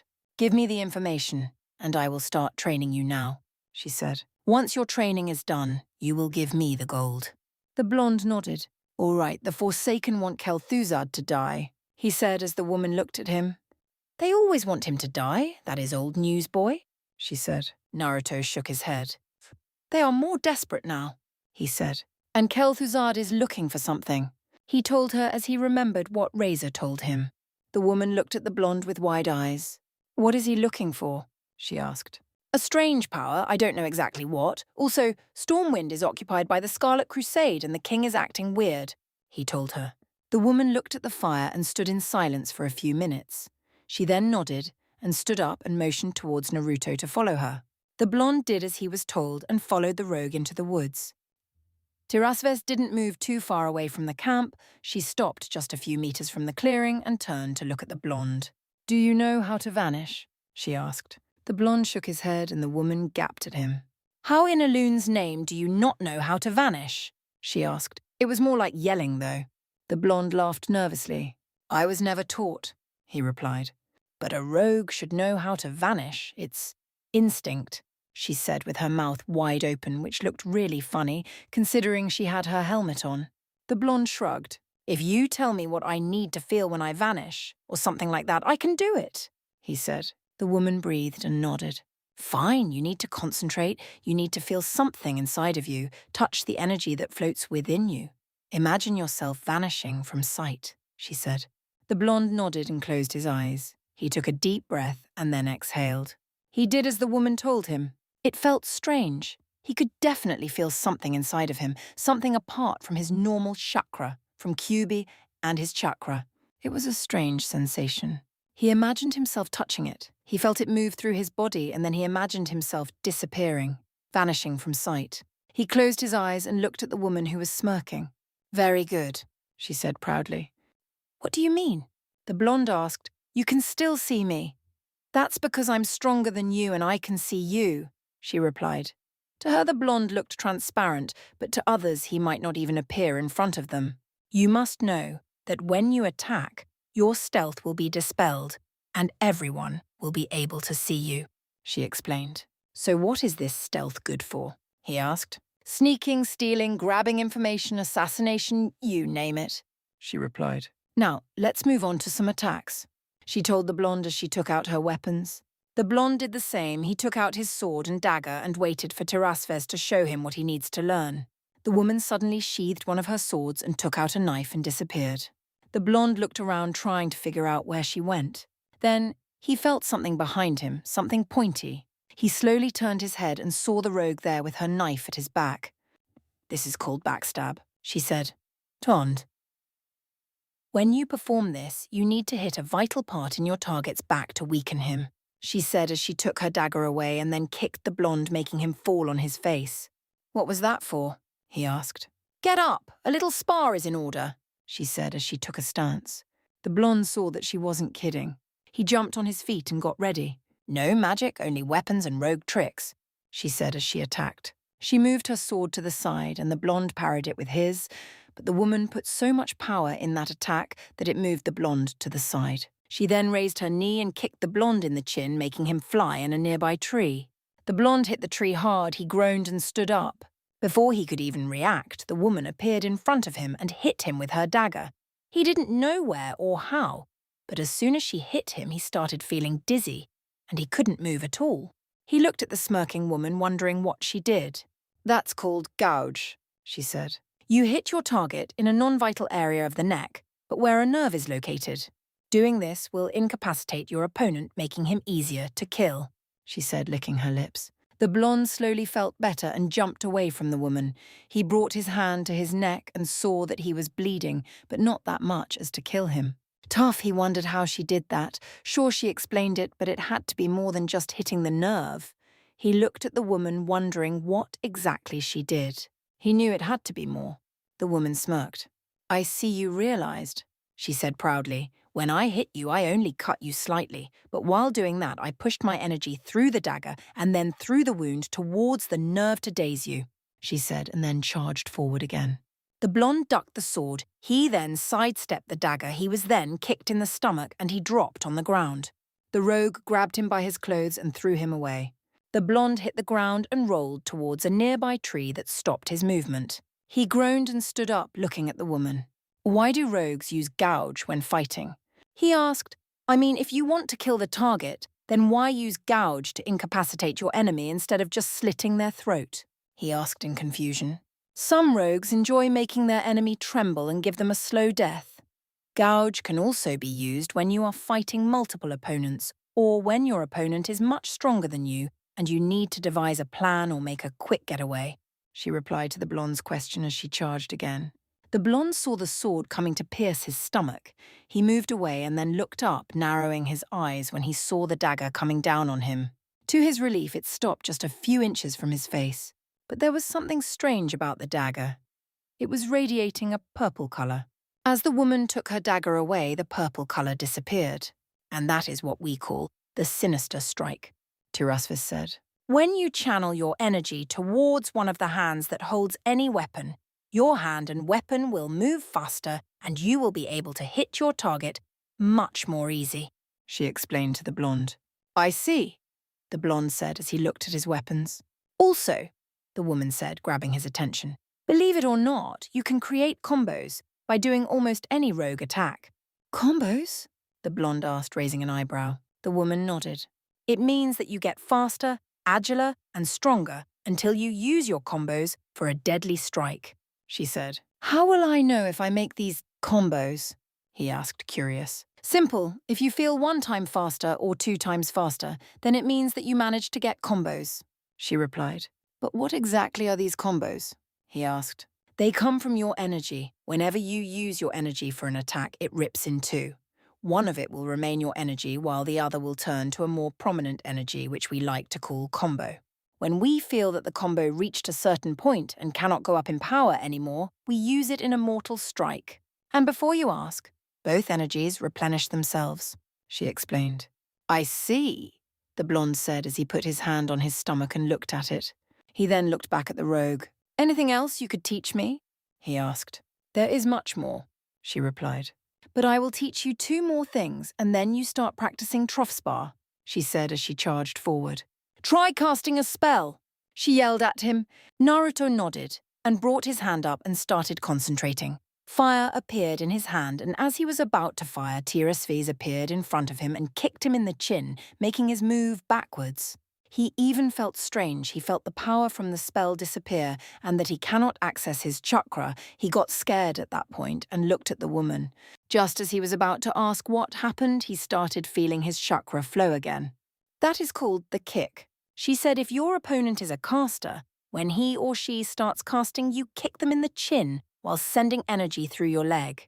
It will make the target's body not feel their energy anymore, and they won't be able to cast any spells for a certain period of time, she explained as she looked at the stunned blonde. The woman charged again. "Try hitting me," she yelled as she sheathed her weapon. The blonde wondered if she had gone crazy. He saw her coming closer and raised his weapon. All of a sudden, she became transparent, and as the blonde lowered his sword, she just vanished from in front of him and appeared to his side. The blonde tried again. She ducked so fast that he didn't see her move. She then disappeared again, only to reappear in front of the blonde and punching him in the stomach, making him take a step back. She turned to normal then. And that is called evasion. She said, "Rather handy if I do say so myself," she said with a grin. To use evasion, you need to concentrate on your energy and imagine yourself being able to dodge anything. You will become faster for a short period of time in which you can dodge weapons and attacks as long as you are stronger or at the same level as your enemy. If your enemy is stronger than you, then he will be able to hit you. Not much, but he will be able, she said as she stood up straight. Wow, that's really good and handy, the blonde said amazed. He would be able to dodge almost anything if he used that. I see you like it. Then let's start training you, the woman said as she unsheathed her sword and charged forward. Naruto yawned as he stretched on the ground. After sparring for a few good hours with the rogue, he managed to get the hang of the attacks she taught him. Then they headed back to the camp for some well-deserved rest. The blonde his eyes, he could hear something outside.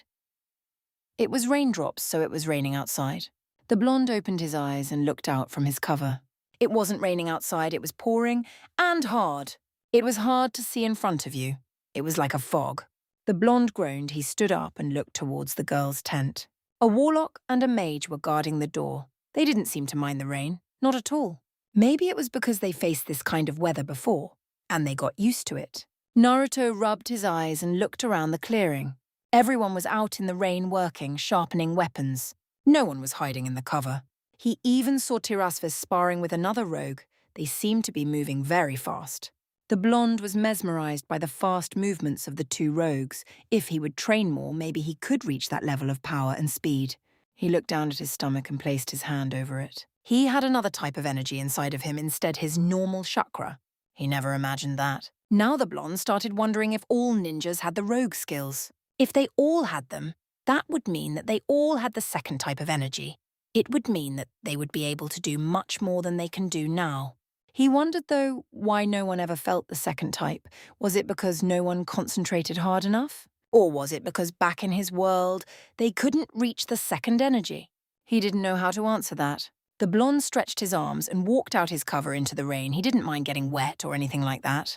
He turned towards the girl's tent and started walking towards it. As he reached the tent, the guards nodded at him, letting him know that he can pass. It was strange. Last night he told everyone that he was Byakko. They didn't seem to even react to the name. Maybe in the letter they got from their leader they found out that he did it for Finia, to save her. Whatever the reason, Naruto didn't care too much. He was happy tough that there was an organization supporting him and helping him on this journey. He nodded at the guards and thanked then. He walked inside the tent and looked around. He saw Seiya sitting on the bed, looking on the floor, and Finia was sitting at a table. The two heard someone enter the tent and looked to see who it was. They smiled as they saw the blonde. Seiya jumped up and took the blonde's hand and dragged him towards the bed. She sat down and the blonde sat near her. The hunter put her head on his shoulder and smiled happily. She didn't mind him being wet. The blonde smiled and put his hand around the girl and looked at Finia. "So how did you two sleep?" he asked, a little tired. "Good, but why are you tired?" the priestess asked as she stood up and walked towards Naruto. She crouched at his level and put her hand on his forehead. "You aren't catching a fever, right?" she asked, concerned. The blonde laughed and took the girl's hand from his forehead. "Not at all. I trained a lot last night with Tirasves," he said. "She taught you how to fight like a rogue?" Saya asked, raising her head and looking at the blonde. The blonde turned to her and nodded. Yeah, I learned a lot of cool stuff, he declared. If I train more, I will get more powerful and I will be able to protect both of you, he said as he held onto Phineas' hand tightly and onto Saya. The girls blushed at his comment and smiled at him. That's very nice of you, Naruto, Phineas said as she sat down next to the blonde. Naruto grinned. Hey, I need to protect my precious people, right? He asked as he kissed each girl on their cheeks. True, Saya said as she put her head on the blonde's shoulder again and smiled. But as soon as she put her head on his shoulder, her eyes snapped open and she jumped on her feet, making Naruto wonder what was wrong. Something the matter? He asked. I thought I felt something, she said, a little unsure. The blonde stood up and looked around the room. He couldn't feel anything. He turned to look at Saya and ask her what she could have felt or from where when QB called. Kit, the fox said in his mind, step outside, something is coming. He said he seemed rather alarmed by whatever he had felt. I'll be right back, the blonde said as he walked out the tent, leaving two puzzled girls behind. The blonde stepped in the rain, he looked around, he couldn't see anything amiss and he couldn't hear anything strange. He started walking away from the tent and stopped a few meters away. He looked around again, but he didn't see anything. He wondered what Kyuubi could have felt. He didn't see anything, and he couldn't feel anything. As he was about to turn, he heard one of the guards ask something. Hey, who's there? The guard asked. The blonde turned towards his left and saw a shadowy figure walking towards them slowly. It seemed like the figure was limping. It could be that the person was injured or something like that. He saw that the guards also noticed this. Hey, you all right? The mage asked as he looked towards the coming figure. Naruto was about to walk towards the figure and see who it was when he saw the mage tense. He then crouched a little and fire appeared in his hands. He fired a large fireball towards the figure that exploded on impact and completely destroyed whoever was coming. The blonde narrowed his eyes, wondering why that mage did what he did. He was about to ask when he heard something moving towards them once again from the same direction. He turned to see who was coming, and his eyes widened when about 50 or so blurry images appeared through the rain. Without a warning, a thunder appeared that lighted the area a little, and Naruto clearly saw more than 50 skeletons, with armor and zombies marching towards them. He heard that everyone had stopped what they were doing till now. Scourge! Someone shouted, as a multitude of spells were fired towards the incoming figures. Naruto saw arrows flying towards the marching dead and hitting them, making many of them drop. The blonde saw the marching dead had stopped their march and then they unsheathed their weapons from what it seemed and started charging forward. Attack! A warrior shouted as he charged forward with his sword raised. Naruto saw rogues, warriors, paladins, shamans, and some druid charging forward towards the marching army. The two forces collided with each other. Skeletons and zombies were thrown away by warriors that used their shields to bash them. The blonde then saw something strange. Fire started dropping from the sky and on top of the marching dead. It started burning the zombie's skin and the skeleton's bones. It was killing them one by one and at a fast rate. He looked around and saw a mage holding his hand up and a small fire was in his palm. The blonde looked back at the marching army and saw ice shards dropping on them.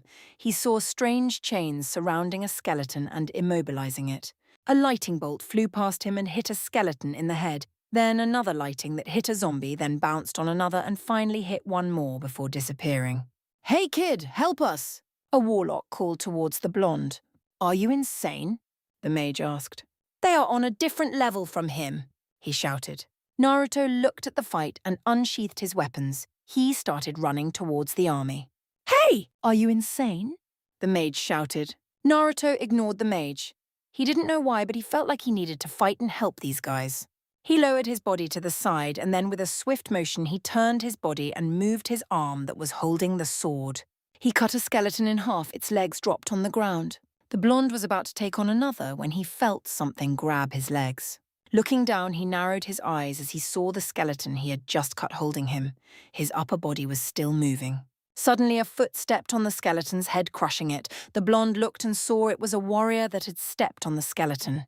The warrior then turned his attention somewhere else and charged forward, disappearing in a blur and reappearing in front of his target, making it fly away. The blonde turned around and ducked a sword. He jumped to the side, avoiding a claw. Standing up, he concentrated and attacked. He moved his sword from the side to cut the skeleton. His attack was blocked by the undead's shield. The skeleton then tried to cut the blonde with its sword. Seeing this, Naruto spun around and hit the skeleton in the back, in its spine, and ripping it out. The skeleton dropped on the ground in a pile of bones. Turning around, the blonde ducked, avoiding a claw. His hand and dagger started glowing purple as he thrusted his dagger in the zombie's head. The blonde spun around the zombie while dragging the dagger inside the zombie's neck. He then took out his dagger and kicked the zombie in the back. He turned around and avoided a sword. He raised his own sword up, destroying the skeleton's arm, and then he cut the dead in half. Naruto looked around and saw two more zombies running towards him. He wondered how they could run. The blonde jumped in the air and landed on a zombie's head and planted his dagger in its head. He then jumped away and turned around only to see the zombie he had stabbed in the head in front of him, ready to strike. The blonde jumped away just in time, avoiding the zombie, but he then felt a sharp pain in his side. Looking behind, he saw a skeleton had stabbed him with its sword. The blonde kicked the skeleton and jumped away. When he was about to touch his wound and see the extent of the damage, he was surrounded by a green light and leaves started dropping around. His pain disappeared and he felt that he wasn't bleeding anymore. He looked behind and saw a druid there. "I got your back," the druid shouted at him. Naruto grinned and nodded at her. He turned around and charged forward again. It was hard to fight in this rain. He couldn't see his allies clearly. The enemy was overwhelming them, as it is. Suddenly, a shadow bolt flew past him and right into a skeleton, destroying it. He started sweating. The spell was close to hit him. Naruto turned around and saw a skeleton behind him. He looked to his left and saw more coming. It was like they were coming for him and him alone. Naruto ducked a sword. He avoided a claw, but he couldn't avoid the second claw that scratched him on the chest. He jumped away and right into a skeleton's clutches. The skeleton started holding him tightly as the blonde was struggling. He saw the zombies coming towards him. He started struggling more. Suddenly, he and the skeleton fell on the ground. He looked up and saw a rogue had destroyed the skeleton. "Get up!" he shouted at the blonde as he avoided a claw and stabbed a zombie in between the eyes. Naruto jumped back on his feet and he was about to be hit by a sword. The rogue grabbed the blonde by the collar and pushed him away from the sword. "Idiot! Pay attention!" he shouted. As he turned around, a sword pierced him through the heart. The rogue yelled in pain and dropped on his knees. The skeleton took its sword out as the body dropped on the ground. Naruto looked at the body with wide eyes. The rogue died because of him, because he wasn't paying attention around him, and he jumped into the midst of the battle blindly. What Naruto didn't expect was for a strange golden light to shoot from the ground where the rogue's body was and for said rogue to start moving. The rogue raised his head and growled at the undead that killed him. He rolled away and jumped on his feet and threw a knife in the skeleton's head. He then charged forward and started cutting it with his daggers so fast that Naruto couldn't keep up with his eyes. In a matter of seconds, the skeleton dropped on the ground in numerous bones. "How the hell did he get me?" he shouted. "It seems like there are stronger ones amongst them, at the same level as us." A bear said that appeared behind Naruto, startling him. "Damn it, are there guys after the princess?" a warrior asked as he bashed a skeleton with his shield. "How the hell should I know?" the rogue asked as he grabbed a skeleton's head, ripped it off and threw it towards a zombie, hitting said zombie in the head and making it fall on its back. "Do you guys feel that?" asked the druid. They stopped fighting and looked in front of them. A massive shadow appeared, making them take a few steps back. As the shadow became clearer, they could all see a lich. The lich was floating above the ground, and whenever he breathed, he would breathe ice. "Is that Araj, the summoner?" the warrior asked as he looked at the lich. The lich looked around and raised its hands up, and they started glowing light blue. Ice shards started dropping from the sky on the group. Naruto started avoiding them, and so did the others. The blonde found it hard to avoid the ice shards. They were big, and it was easy to be hit. In fact, he got hit 2 times. The blonde looked at the lich, a trail of blood coming down from his head over his left eye. Naruto was about to engage the lich when it looked at him and said something that stopped him.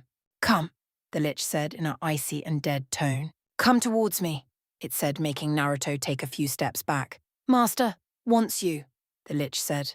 The undead around the ground started moving towards Naruto and only towards him. They were ignoring the other 3 members of the Shimmering Winds. They looked around curious. They were killing the skeletons and zombies and they weren't retaliating at all. They saw them move towards the blonde and started hearing Araj call for him. "They're after him," the warrior asked. "Shit!" the rogues shouted. "Don't let them get him," he shouted as he jumped in front of Naruto and started cutting through the army. Naruto shook himself out of his daze and started helping the rogue. He was kicking, slashing and killing every undead coming towards him. The warrior and the druid had joined them in the fight, and they were helping as much as they could. But there were too many undead, and they were reaching their limits fast. The lich started moving as it raised its hand and shot a frostbolt towards the warrior, making him fly away. It then raised his hands up and howled at the sky, a terrifying howl that made the three fighters shiver. Ghosts started appearing around them and moving slowly towards the group. Naruto started shivering as he saw them. He was always afraid of ghosts, and now he was more and more afraid. The closer they got, the scared he got. The rogue started fighting the ghosts. Naruto couldn't understand how those weapons could cut the ghosts, but those phantasms started dying. They would raise their hands up and howl before turning into a strange light purple globe and drop on the ground. The druid shifted back to his form and raised his hand in the air. "Lighting! Strike my foes!" he shouted as thunder was heard and lighting started dropping from the sky and hitting every undead around them in a 10-meter radius. The warrior reappeared and slashed a ghost in half and then bashed a zombie, ripping it in half. He then turned to Naruto, who was fighting a skeleton, and grabbed him. He flung the blonde over his shoulder and started running away. The rogue and the druid were following. The blonde wondered what was going on. What are you doing?" Naruto asked. "First, you cannot face Araj. He is too strong. Second, you need to get out of here," the warrior said. "For some strange reason, the scourge is after you," the druid said as he turned around and made roots shoot from the ground and grab a skeleton. The group passed the rest of the members. Naruto only now realized that he had advanced away from the group. He had been fighting alone with the undead until the rogue came to help. The warrior suddenly let the blonde drop and he looked around to see where he was. The rogue had dropped him right in front of the girls' tent. The two girls looked at him scared and jumped to hug him. "This is no time for hugs," Tirasvis shouted. She was sitting on top of a lightsaber. "Are we ready?" someone asked, and Naruto turned to see a mage on top of a horse and a priest on another horse. "Yes, let's go," shouted the rogue. "Wait, what's going on?" shouted Naruto. "Hindus reported that the scourge are after you. They are too many for us to hold them off and they might harm the princess. We need to move you three out of here," the mage replied as he extended his hand towards Phinia, who took it and got up on the horse. Seiya was helped on the priestess's horse, and Naruto was told to get up on Tirasvis's horse. The blonde looked behind at the members that were still fighting. True to the mage's words, there were a lot of undead, and the guys seemed to have a lot of trouble. But what was really strange was that it seemed like they were ready to run. Before Naruto could do anything, someone grabbed him and threw him on Tirasvis's lightsaber. The woman told the cat to start moving, and the group started running through the rain. Looking behind, Naruto saw that as soon as they departed, the ones fighting disengaged and started running in all directions in groups of 3. "Damn, Araj is pissed," he heard Tirasvis say as he heard a freighting howl. Chapter 20, Alone. "All right, this is insane!" a rogue shouted as he and the group were running. Behind the group, a bunch of undead riders were trailing them and were getting closer and closer. Naruto looked at the riders and looked in front of him. They were riding through a mountain passage, rather narrow. He looked up at the cliff and then looked at the riders. He started flashing through hand signs. "Earth release, Earth Dragon missile," he shouted, and a dragon's head rose from the ground and started firing mud missiles at the incoming riders, hitting them and making them drop from their horses and on the ground. The group, or more like the members of the organization, looked at the blonde with wide eyes. They had never seen anything like that. Such a strange spell, but it had such a great effect that it was a force to be feared. Naruto looked up at the cliffs again and moved his hand in his pouch. He took out a kunai and was about to take out an explosive tag when he realized that the scroll containing the explosive tags were back at Refugee Point. "Damn," the blonde cursed as he looked at the rogue's back. He was on her lightsaber. "Do you happen to have something that can explode?" he asked.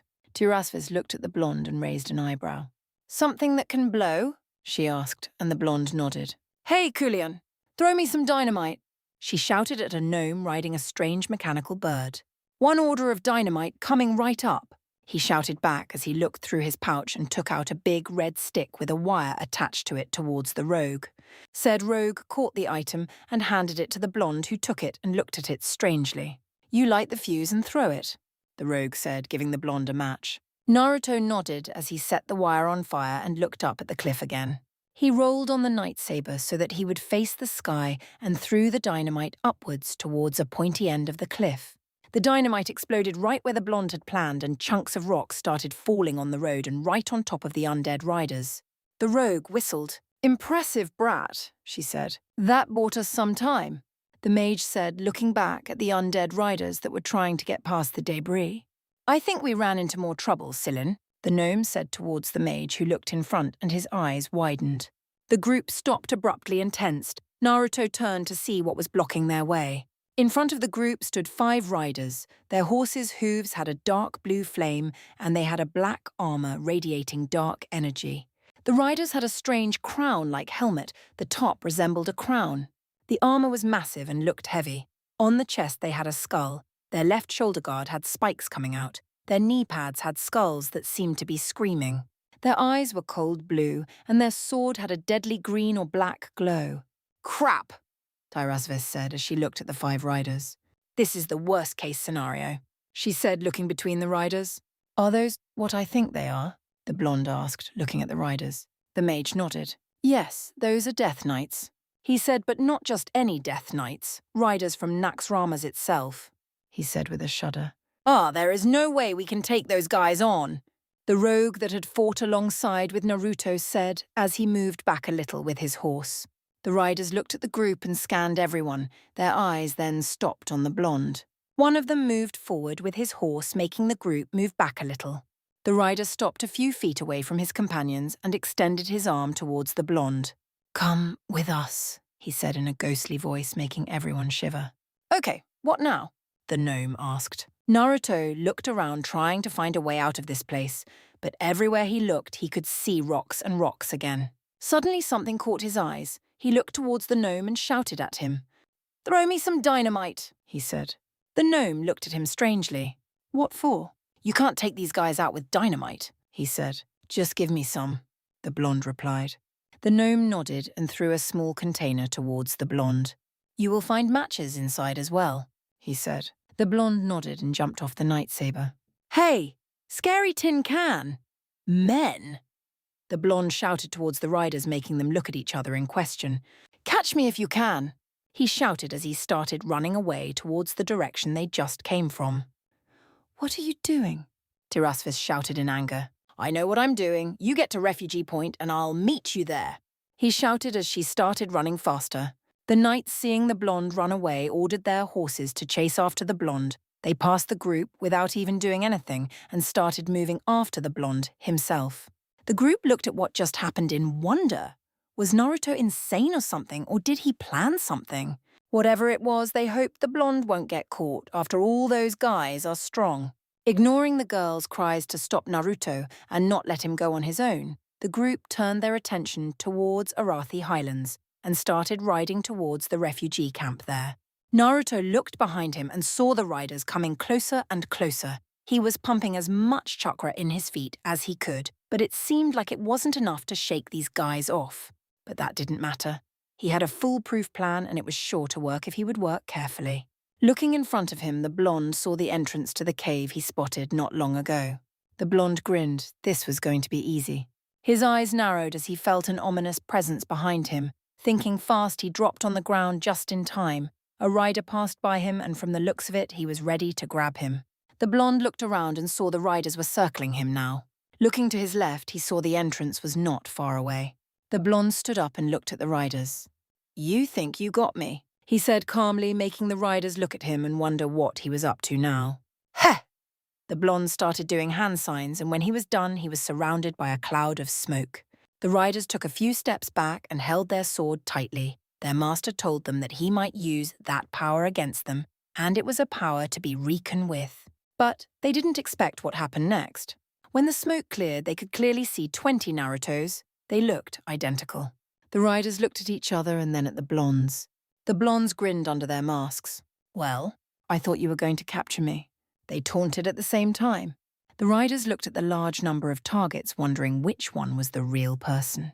They could cut through them and find out who was the real one, but the master had ordered them to bring him back alive. Therefore, if they would harm him, the master would raise their existence from the face of the planet. Seeing as the riders won't take the first move, the Narutos took out a kunai each and threw them towards the riders. Said riders moved their swords in front of them and parried the projectiles with ease. They then charged forward and started hitting the Narutos with their feet, and once they saw that they disappear when hit, they started kicking them more. Once the last Naruto disappeared, the riders started looking around trying to figure out where the real one was. When they couldn't find him, they started looking around the pass. It was then that they saw the blonde at the cave's entrance. Not wasting any time, the five started riding towards the entrance with the intent to end this futile game and capture the blonde. As Naruto entered the cave, he turned around and took some ninja wire out of his pocket, and then he took the dynamite. He started attaching the dynamite to the entrance in the cave as fast as he could. The Death Knights could arrive at any second after all. It took the blonde a minute to finish his work. When he was done, he turned around. He now had to lure the knights inside, and then it was over. Naruto looked around the cave. It wasn't an ordinary cave, it was big. He could see that the cave goes on and that there were many passageways. He snickered when he remembered how he tricked the horsemen. When he created the clones, he used a fast replacement jutsu to switch himself with a rock that was near the cave's entrance. It was easy, and the riders fell for it. The blonde started moving through the cave. It wouldn't be long, and the riders will arrive. So he had to think on how to make his plan work. He needed to trick them somehow again, or else his plan would fail. As he was looking through the cave, he felt something behind him. Turning around, he came face to face with another rogue, only that this one was different from the others. This guy was completely dressed in black, and it didn't seem like he was happy to see Naruto. Well, what do we have here?" he asked as he looked at Naruto. "An intruder," someone replied, and Naruto saw a mage with red robes appearing behind the rogue. "Do you think those Stormwind scum sent him?" the rogue asked. "He seems weak, I doubt it," the mage replied. Doesn't matter. His weapons will sell good on the black market," the rogue said as he moved towards the blonde. Naruto turned around and wanted to run, but he came face to face with another rogue. In fact, he came face to face with about 10 more rogues and 5 more mages. It seemed like the cave was these guys' hiding place. Thugs, from what it seemed. Naruto sighed in annoyance. This would complicate his job. He was about to try something when he heard a thud. The blonde, and everyone else, looked to see who fell down, and their eyes widened when they saw a Death Knight holding a mage's head in his hands and the body lying in a pool of blood at the knight's feet. The knight dropped the head and pointed towards the blonde rogue. "He's ours," he said in a cold voice. The rogues looked at the Death Knight in fear. No way were they going to fight something like that. They didn't want to die yet. They all took a step back. One of the rogues thought he felt something behind him. Looking to see what it was, he realized that he couldn't see anymore. A sharp pain passed through him as he screamed and grabbed his face. His eyes were gone, and another Death Knight was holding them in his hands. 3 more Death Knights appeared around the ground and unsheathed their swords and started moving towards the group of thugs.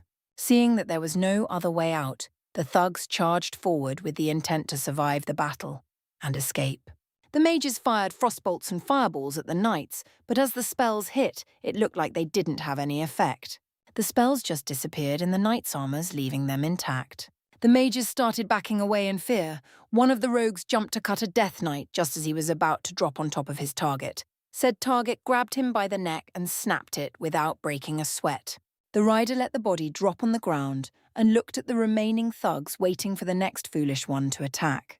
The thugs, seeing how easy one of their men died, decided against fighting and started running away with their tails between their legs. As the thugs were running away, the knights turned their attention towards the spot where the blonde should be. As they looked at that particular spot, they realized that the blonde wasn't there anymore. They started looking around frantically again, trying to figure out where the brat had disappeared. It was getting annoying. The brat was toying with them. If they could, they would just kill him and finish this faster. But no. Damn Kel'Thuzad wanted the blonde alive. They spotted the blonde running towards what looked like an entrance in a passageway. To them, it looked like the blonde was running blindly away from them, but they knew better. If he managed to drag them inside the cave, that means that he must be planning something. The knights looked at each other and nodded. They started running in different directions. One of them followed Naruto through the passage. As the blonde was running, he looked behind to see if his so-called hunters were following him. He only saw one Death Knight. The blonde wondered where the other four are. Surely they didn't give up on the chase. Looking back in front, he saw the passage coming to an end. As he came out of the passage, he entered a large room of the cavern that had pathways leading up and down. The blonde looked around and then looked behind and saw the knight getting closer. He took out a scroll and unsealed it. He then took out what looked like an explosive tag and sealed the scroll again. The blonde made a single hand sign and the tag was set on fire. Then he threw the tag towards the ground and it exploded, enveloping the area in smoke. It was one of the smoke tags the blonde had made a while ago, when he was travelling with the druid. He had seen a rogue before using some sort of smoke bomb to disappear from sight. He considered it would be a good idea to use something like this to get away. As the knight entered the room, he looked around, trying to spot the blonde through the smoke. Slowly the smoke dissipated and the knight found himself all alone in the room. He looked up trying to see if the blonde was there, but he didn't see him there. He looked down to see if the blonde tried to run down. To his surprise, the blonde was there, although he was moving slowly. The knight realized that the blonde had used the smoke so that he could stealth. Too bad for him that he was weaker and that the knight could see him. The rider slowly walked to the edge of the pathway leading down in the room and unsheathed his sword. Said weapon started giving a deathly purple glow. It was becoming more and more accentuated. The knight raised his sword and swiped towards the blonde, unleashing a strange wave of purple energy towards his target. Naruto looked up, and his eyes narrowed when he saw a strange attack heading towards him. He looked around trying to figure out where to jump. If he would try to duck, the attack would hit the wall behind him and the rocks above would fall on top of him. He could jump up, but he wasn't sure that he would make it safely. Thinking fast, the blonde jumped from the pathway and landed on the other side of the spiral leading down in the cavern. The attack hit the spot the blonde was a few moments ago, and as predicted by Naruto, rocks started falling down because of the attack. The blonde eyed the knight. He expected him to see him. He was sure that the knight will see him. He saw the knight charging his sword for a second attack. Naruto stuck his feet to the wall using his chakra and started flashing through hand signs. A dragon's head rose from the wall near Naruto and started spitting mud towards the knight, who stopped channeling energy in the sword and raised it to defend the attack. The knight was surprised that someone as weak as the boy managed to make such a powerful attack. The mud projectiles managed to push him back a little. If he didn't defend himself, they would have hit him hard and threw him towards the wall. As the projectiles stopped coming, the knight looked down where the blonde was and sheathed his sword. Naruto found himself staring at the knight and wondering why he was staring towards him. It was then that he felt something strange moving towards him. He looked to his left and saw a Death Knight slowly moving towards him. The blonde looked up, wanting to run upwards, but he changed his mind as he saw another Death Knight on the pathway above his head. As the knight started leaning towards the blonde to grab him, Naruto decided to try something else. The blonde stopped channeling chakra in his feet and let his body drop in the cave's pit. He grinned at them. He knew what was down there and he will use it as an escape route. As the blonde reached the end of the so-called pit, the knights heard a splash, indicating that the blonde fell in water. They looked at each other and started walking away, each in another direction once again. Naruto looked around as he was swimming in the small pond. All around him he could see the walls of the pit. He took a deep breath and dived and started looking around him under the water. He saw a small opening to his right, resurfacing. He swam where he saw the opening and then took another deep breath. He dived once again and started swimming through the opening. The passage wasn't that long, so Naruto didn't have to swim too much to get on the other side. Once he got there, he resurfaced and found himself in a small room of the cave. He saw a passage. Naruto swam to the shore, and once he got there, he looked behind him and sighed. He must have lost the knights for now, but he wasn't sure for how long. His plan went sideways a little, but there was nothing he couldn't repair. He turned around and started running through the passage, and as he was running, something popped in his head. The blonde created 5 clones and continued running with them at his side. As he took the corner, he came face to face with a Death Knight, who swung his sword, cutting him and his clones. All 6 Narutos disappeared in a puff of smoke, and the knight turned around and started walking away. The real Naruto, who was hanging on top of the cave's ceiling not far away from where the knight was received the clone's memories. It was then that he realized it. The knights knew where he was going. They knew his moves. It was like they could see him through the walls. After he created 6 clones, he jumped away in a small opening in the wall and crawled in another passage. He had the feeling that the knights knew how he moved, and he knew that they might have knowledge of the cave and where each passage leads to. Looking around one last time, the blonde dropped from the ceiling and turned around. He started running away and exited the passage in another small room that had 2 more passageways. The blonde turned to the right and started running. He somehow knew that if he went to the left, he might end up face to face with a Death Knight. He could feel the dark energy coming from that side. As the blonde entered the passage, he continued to run. He then turned left, and to his surprise, he came face to face with what he didn't want to. Just as he was about to jump away, the knight grabbed him by the throat and slammed him in the wall, making the blonde wince in pain. As the knight was preparing to do who knows what, Naruto replaced himself with a rock behind the knight, startling his foe and surprising him. The blonde didn't wait any longer and started running away in the direction the knight came from. Said knight slowly turned around and started chasing the boy. Naruto kept on running and running, but no matter how much he ran, the knight was getting closer and closer. The blonde growled as he looked at the one chasing him. Turning his head around, he saw the passage coming once again to an end. As he exited the passage, he came to a stop as he entered a dead end. The blonde turned around and saw the knight at the passageway's entrance with his sword unsheathed. The knight swung the sword above the passageway's entrance, making it crumble and closing the way. Turning around, the knight started walking slowly after Naruto as said boy was taking small steps back and looking around. The room's walls were too slippery for him to just climb them. There was almost nothing to hold on to. The edges in the room's walls were too far away from each other. Even for him, it would be hard to climb just by using his chakra. The blonde looked at the knight and cursed, took out a scroll and unsealed the contents. As the smoke cleared, the knight saw Naruto holding 2 kunai and some rope. The blonde quickly tied the wire to a kunai and threw said weapon upwards. The weapon implanted in the wall and the blonde grinned. He then tied the other end of the rope to the second kunai and threw it higher than the first weapon. He then looked at the wall and started running up. He could feel his feet slip on the wet wall. Luckily, he reached the first kunai before he completely slipped. He grabbed the rope and started moving up towards the second kunai. Seeing this, the knight unsheathed his weapon once again and started channeling energy in it. The blonde saw this through the corner of his eyes and started moving faster. As the knight released the energy, Naruto had already reached the second kunai. With a swift motion, the blonde pulled the first kunai out of the wall just as the attack hit the area.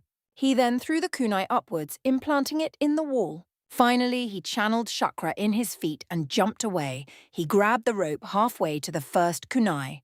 The knight growled when he missed. He hissed when he saw what the boy did. He started channeling energy in the sword once again. This time, he channeled more than the last time. He unleashed the energy accumulated in the sword, hitting the second kunai and cutting the rope. Naruto, who hadn't reached the first kunai, yet held onto the rope firmly as he was pushed towards the wall. He moved his feet in front of him and managed to loosen the impact. He then started to climb up using the rope as support. Once the blonde reached the first kunai, he looked up and realized that he can now run up and grab the edge of the pit's wall. Taking a deep breath, he channeled chakra in his feet and started running upwards fast. His hand was still holding the rope. As he reached the top, he grabbed the edge and pulled the rope, making the kunai come out. He then threw the kunai upwards, making it and the rope entangle around a pillar. The blonde then started pulling himself out. As he made it out, he looked down and saw the knight howl in rage. It was a frightening howl, and the echo was even more frightening.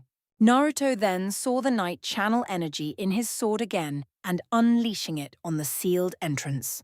The debris was destroyed, and the knight ran through the passage before it was blocked again by other rocks. The blonde realized that he might face that knight again. He stood up and looked around, trying to figure out where the exit was, the entrance through which he came. Sighing, the blonde started running towards the only passage he could see, and as he was running, he couldn't help shake the feeling that something was watching him. He looked behind him, he looked above and underneath him, but he didn't see anything. It was strange. He was sure something was watching him, but he could see what. He had this feeling ever since he entered the cave.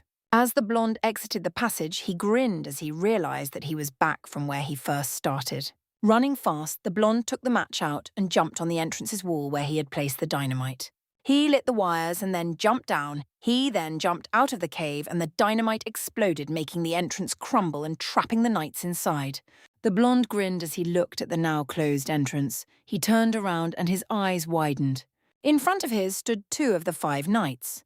He looked at the shocked beyond belief. He knew that all 5 had been chasing him, and he knew that all 5 should still be inside.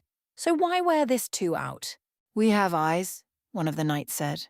"We can see you wherever you go," the second one added. "The walls have eyes," once again the first knight said. "The walls have ears," the second one added, and then pointed behind Naruto. The blonde spun around and his eyes widened as a strange ghost-like creature was standing there behind him. This ghost was different from other. It had no legs. Its arms resembled claws. Its eyes were yellow. It had no mouth or resemblance of it ever having same thing for the nose. And unlike other ghosts, he had seen this. One was black, like the smoke. He could even see particles of what seemed like black smoke dropping from the ghost's body. What is that?" The blonde stuttered as he looked at the strange ghost. "Our eyes," the first knight replied. "Our ears," the second added. "The shade," they simultaneously replied. Naruto's eyes narrowed. He read about these ghosts. They were used by the Scourge for scouting because during the night or in dark places, these things were invisible to the eye. No one apart from an undead could see them. Or at least that was in the past. Gnomes had invented machines, goggles that could see them, but he didn't have such an item.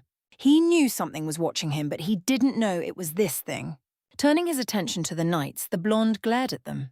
The 2 knights started moving towards the blonde with the intent to capture him. One of them took out a chain. From what it seemed, it was a bit different from other chains. This one had spikes everywhere. The blonde gulped. Clearly they were pissed and wanted to torture him a little. "Fuck this!" the blonde shouted as he made a familiar hand sign. About 20 clones popped into existence, making the knights stop in their tracks. "Plan B!" he shouted as the clones and him charged forward towards the enemy. The knights got in a defensive stage. They already knew that if they hit these clones hard enough, they would disappear. They held onto their shield tight. They intended to bash the living hell out of the clones and the brat. If they are lucky, they might hit the brat as well and drive him into unconsciousness. As the clones got closer, the knights bent a little and raised their shields, but they didn't expect the clones to jump on their shields, then on their heads and kick them in the back of their heads. The 2 riders fell on the ground face first. They could hear footsteps in the distance, and they realized that the blonde was getting away. Simultaneously, the knights roared in anger.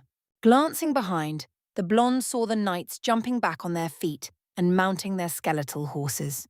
He started pumping chakra in his feet and started running faster. He was keeping a fairly good distance between him and the knights. Glancing behind once again, the blonde narrowed his eyes as he saw the 2 knights with their swords in their hands and channeling energy in it. Looking to his left, the blonde saw a small opening. He turned to the left and started running.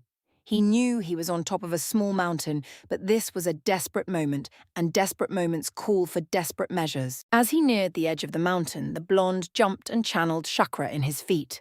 The blonde hit the ground at the base of the mountain and grit his teeth. He felt a surge of pain in his legs as he hit the ground. Luckily, Cubist chakra started healing his tissues.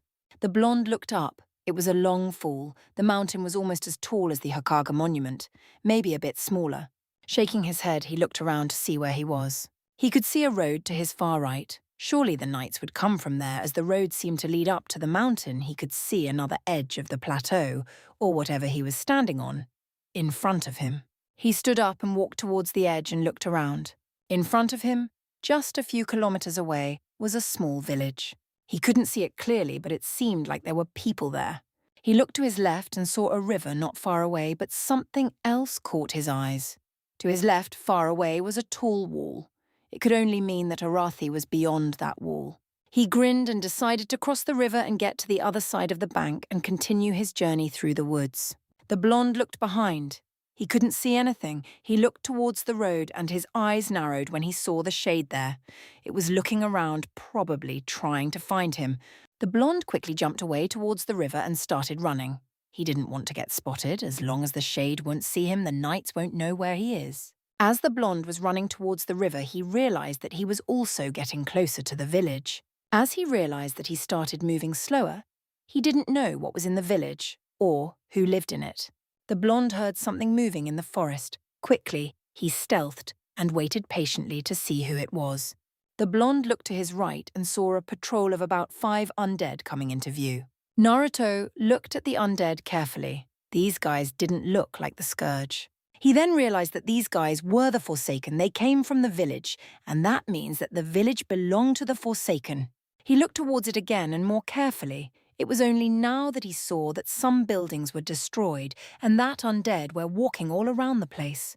Looking back at the guards, he saw them stop moving and looking around. The blonde held his breath for a second, hoping that they haven't seen him. He didn't know how strong these guys were, but the stronger one was the easier it was to see someone like Naruto, even if he was stealthed. "You hear something?" asked one of the guards in a crackling voice. "Yeah, it sounds awfully familiar," another one replied. The guards turned to their left and Naruto looked to see what they were looking at. His eyes narrowed as he saw the shade there looking around. It was trying to spot the blonde, though he wondered why he could see it. There was some shade here. Surely it could become invisible to the eye. The forest wasn't that dense. "Look, it's one of those," one of the guards said as he pointed towards the shade that looked back at him. "Kill it. Who knows what it might be reporting?" another one said as he charged forward with his axe raised. The shade dodged the attack and turned around and started leaving. "Don't let it get away. Kill it," one of the guards yelled as they all chased after the shade. As they disappeared from view, Naruto sighed in relief and unsheathed. He turned his attention back to where the river was and started running. The blonde was glad that those undead started chasing after the shade.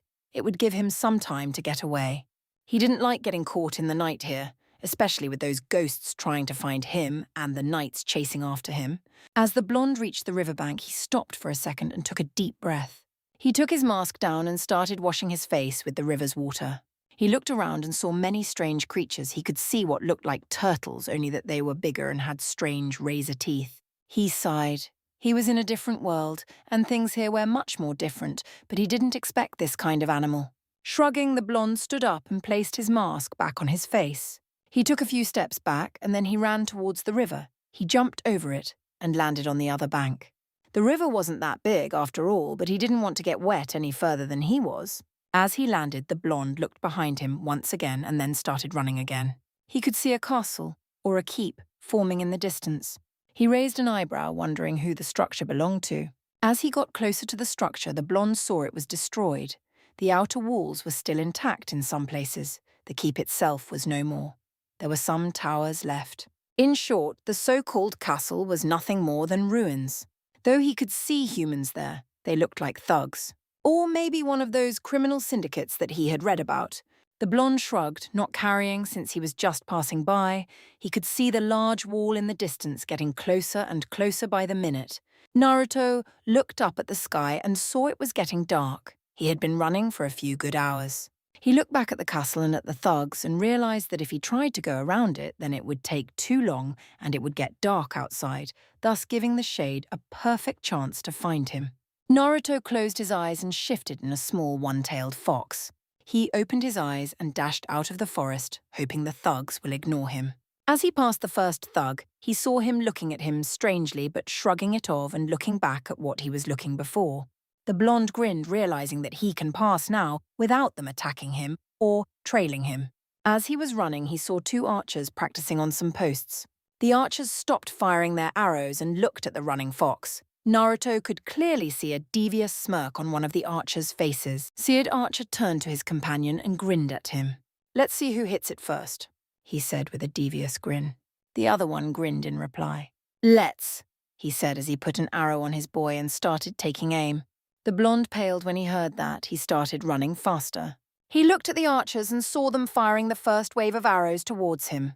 The blonde leaped to the side, avoiding the arrows and making the 2 archers look at him with stunned faces. "Never seen that before," one of them said. "Huh, it's a smart fox."